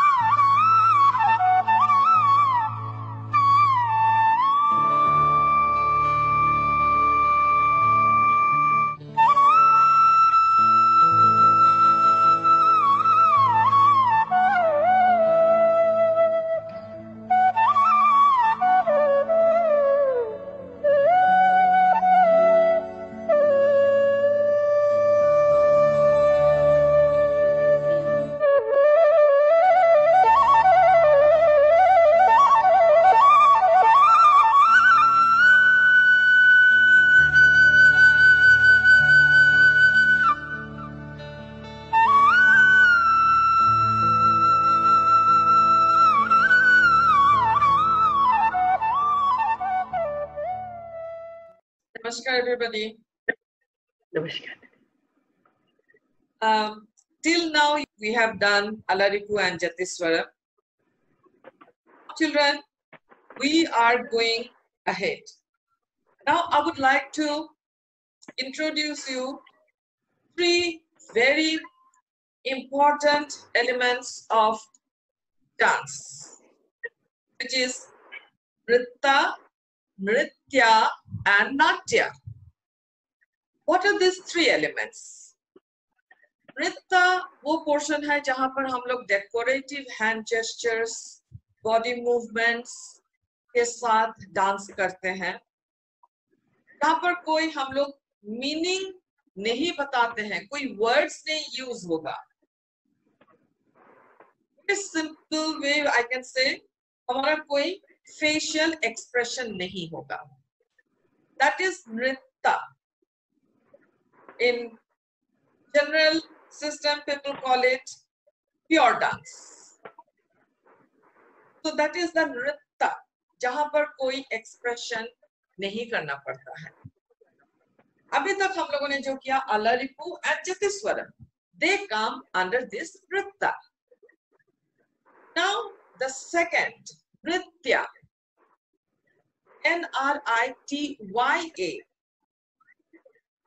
इसमें हम लोग लिरिकल पार्ट यूज करते हैं, वर्ड्स यूज करते हैं इन सिंगिंग, और जो पार्टिसिपेंट जो डांस कर रहे हैं उसका मीनिंग थ्रू डांस हम लोग दिखाएंगे with different gestures, with mainly facial expression. तो नृत्य इन सिंपल वर्ड हम लोग बता सकते हैं कि दिस इज एक्सप्रेशनल डांस, अभिनय युक्त डांस, उसको हम लोग नृत्य बोलेंगे. एंड लास्ट पार्ट इज नाट्य, जहां पर ड्रामेटिकल पोर्शन ऐड होता है, थिएट्रिकल पोर्शन ऐड होता है. दैट इज नाट्य. तो मैंने आप लोगों को जैसे बोला हम लोग अलरिपु जतिस्वरम कर चुके हैं, वो नृत्य के कैटेगरी में आ जाएगा. नाउ लेट अस इंट्रोड्यूस नृत्य, अभिनय. तो फॉर नृत्य हमारा सबसे पहले जो आइटम आता है उसका नाम है शब्दम. बहुत पुराना कंपोजिशन है शब्दम. शब्दम एज द वर्ड से वर्ड, मतलब यहाँ पर हमारा लिरिक्स आ गया.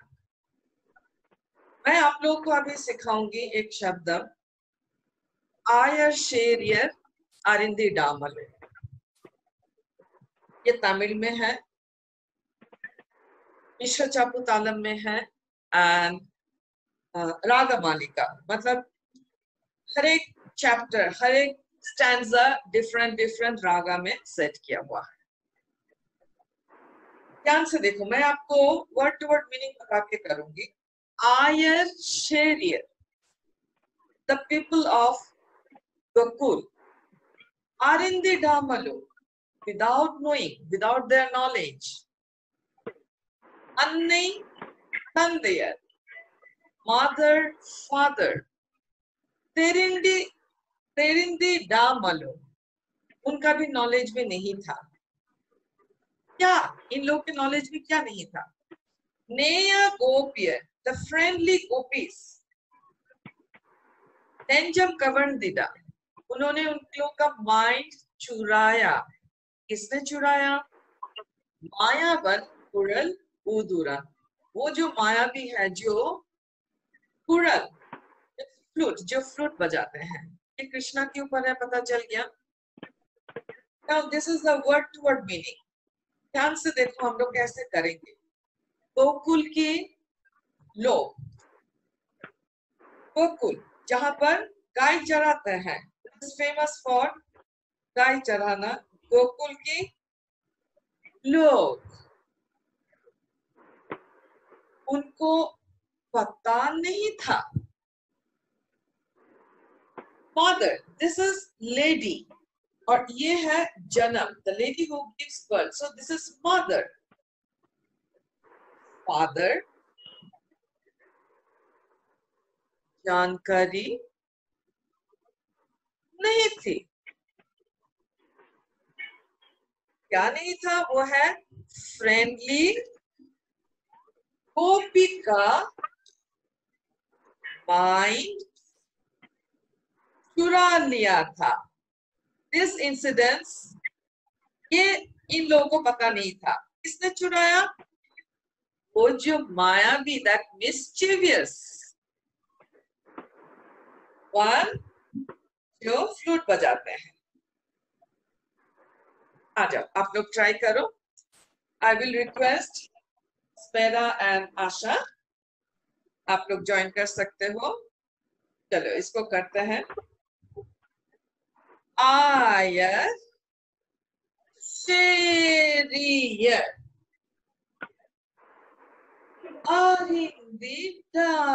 मालूम। हाँ, यहाँ पर देखो हम लोगों को फेशियल एक्सप्रेशन भी देना पड़ेगा। मैं अभी जिसमें फोकस कर रही हूँ नृत्य, फेशियल एक्सप्रेशन। डिटेल में हम लोग बाद में जाएंगे, अभी तक ये करो।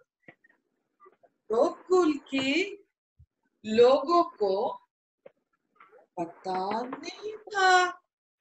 चलो आ जाओ, करो।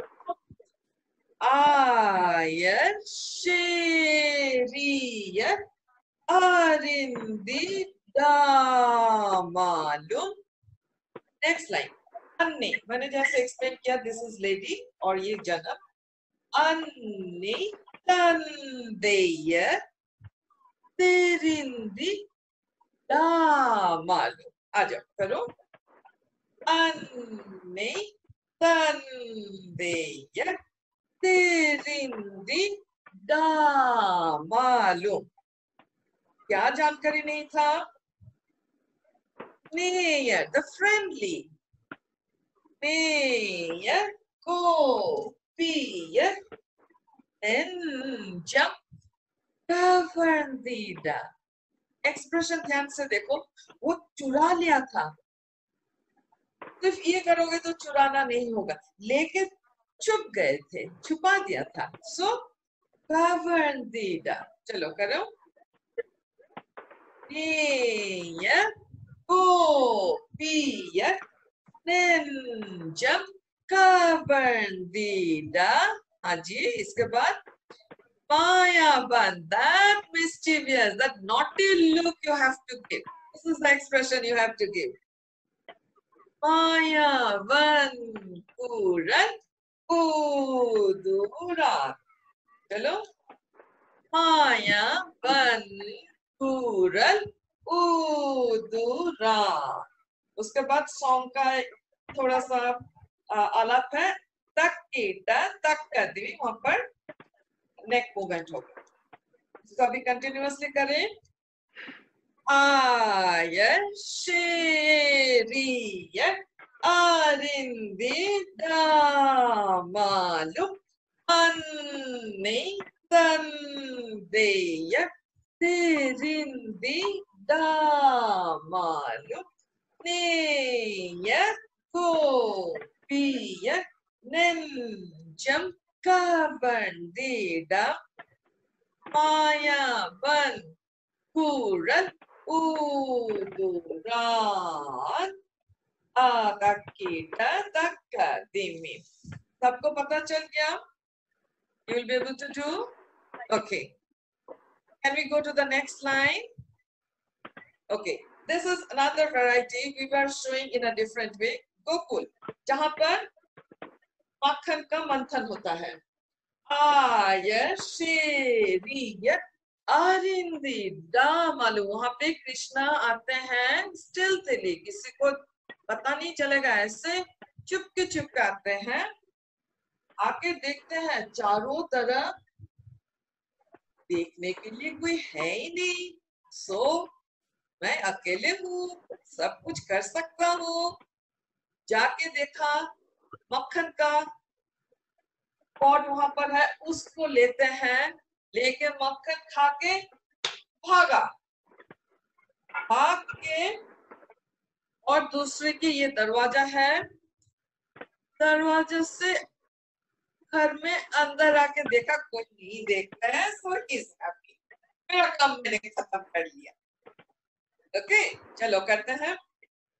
आयर शेरियर Arindidamalu Annitandiyat Tirindidamalu Neyakopiyat Nenjam Kavandida Maya Ban Kurat Uduran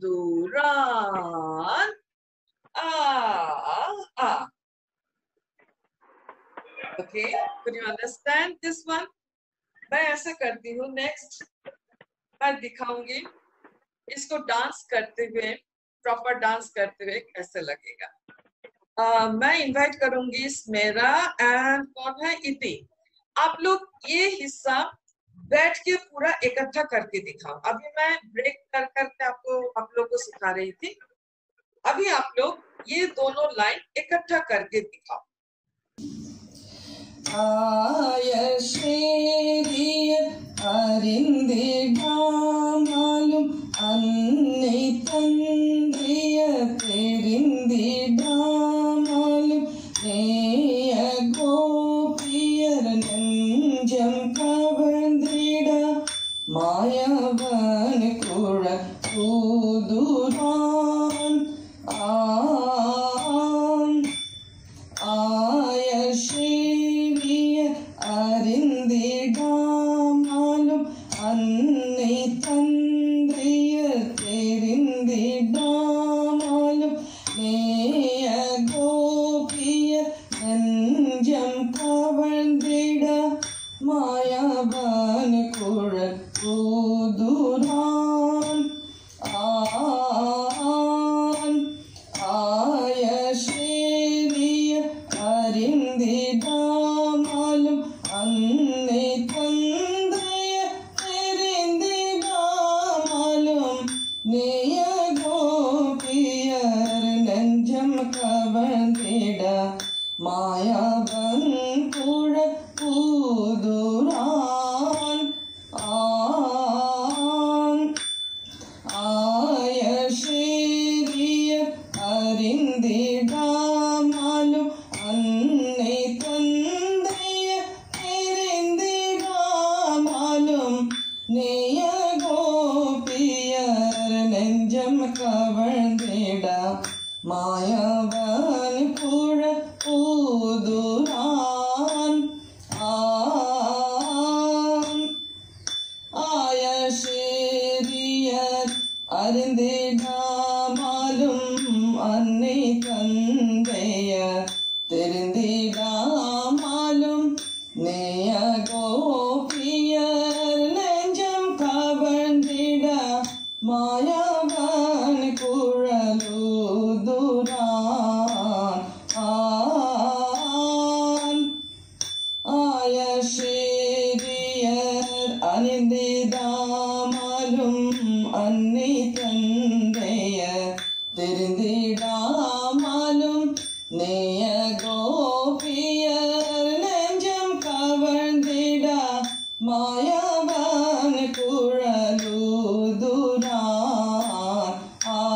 उदुरान यंगल यादवन कुळ उदुरान यंगल यादवन कुळ उदुरान यंगल यादवन कुळ उदुरान. चिल्ड्रन, आप लोग का भी पता चल गया कैसे होता है. पहले बैठ के हाथ, फेशियल एक्सप्रेशन सब सीखो.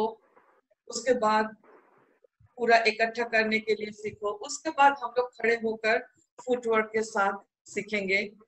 जो अभी मेरे साथ है, जो पहले बोला था सुमिता अनिशिका, आप लोग खड़े होकर देखो. आप लोगों ने ऑलरेडी कंप्लीट कर चुके हो ये आइटम. खड़े होकर दिखाओ. अभी तक जो हम लोगों ने सीखा इसको खड़े होकर पूरा डांस फॉर्म में कैसे करोगे. Yes please.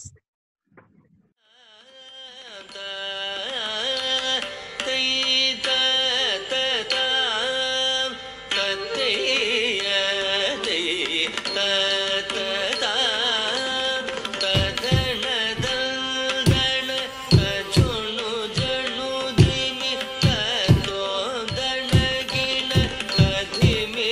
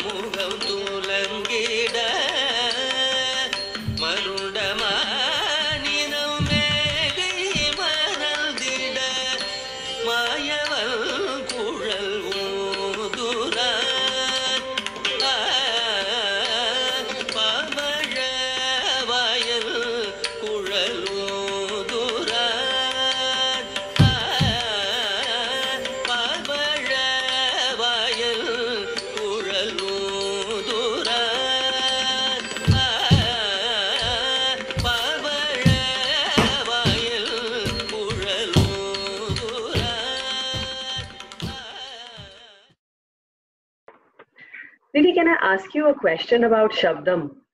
Sure. आपने आयर शेरियर हम लोग को ये शब्दम सिखाया. क्या शब्दम एक ही किस्म का होता है? जैसे अलारिपू हम लोगों ने 2 किस्म के सीखे हुए हैं, 2-3 जतिसर हम सीखे हुए हैं. शब्दम एक ही होता है कि इसके भी और बहुत प्रकार हैं? बहुत प्रकार है, यू आर राइट.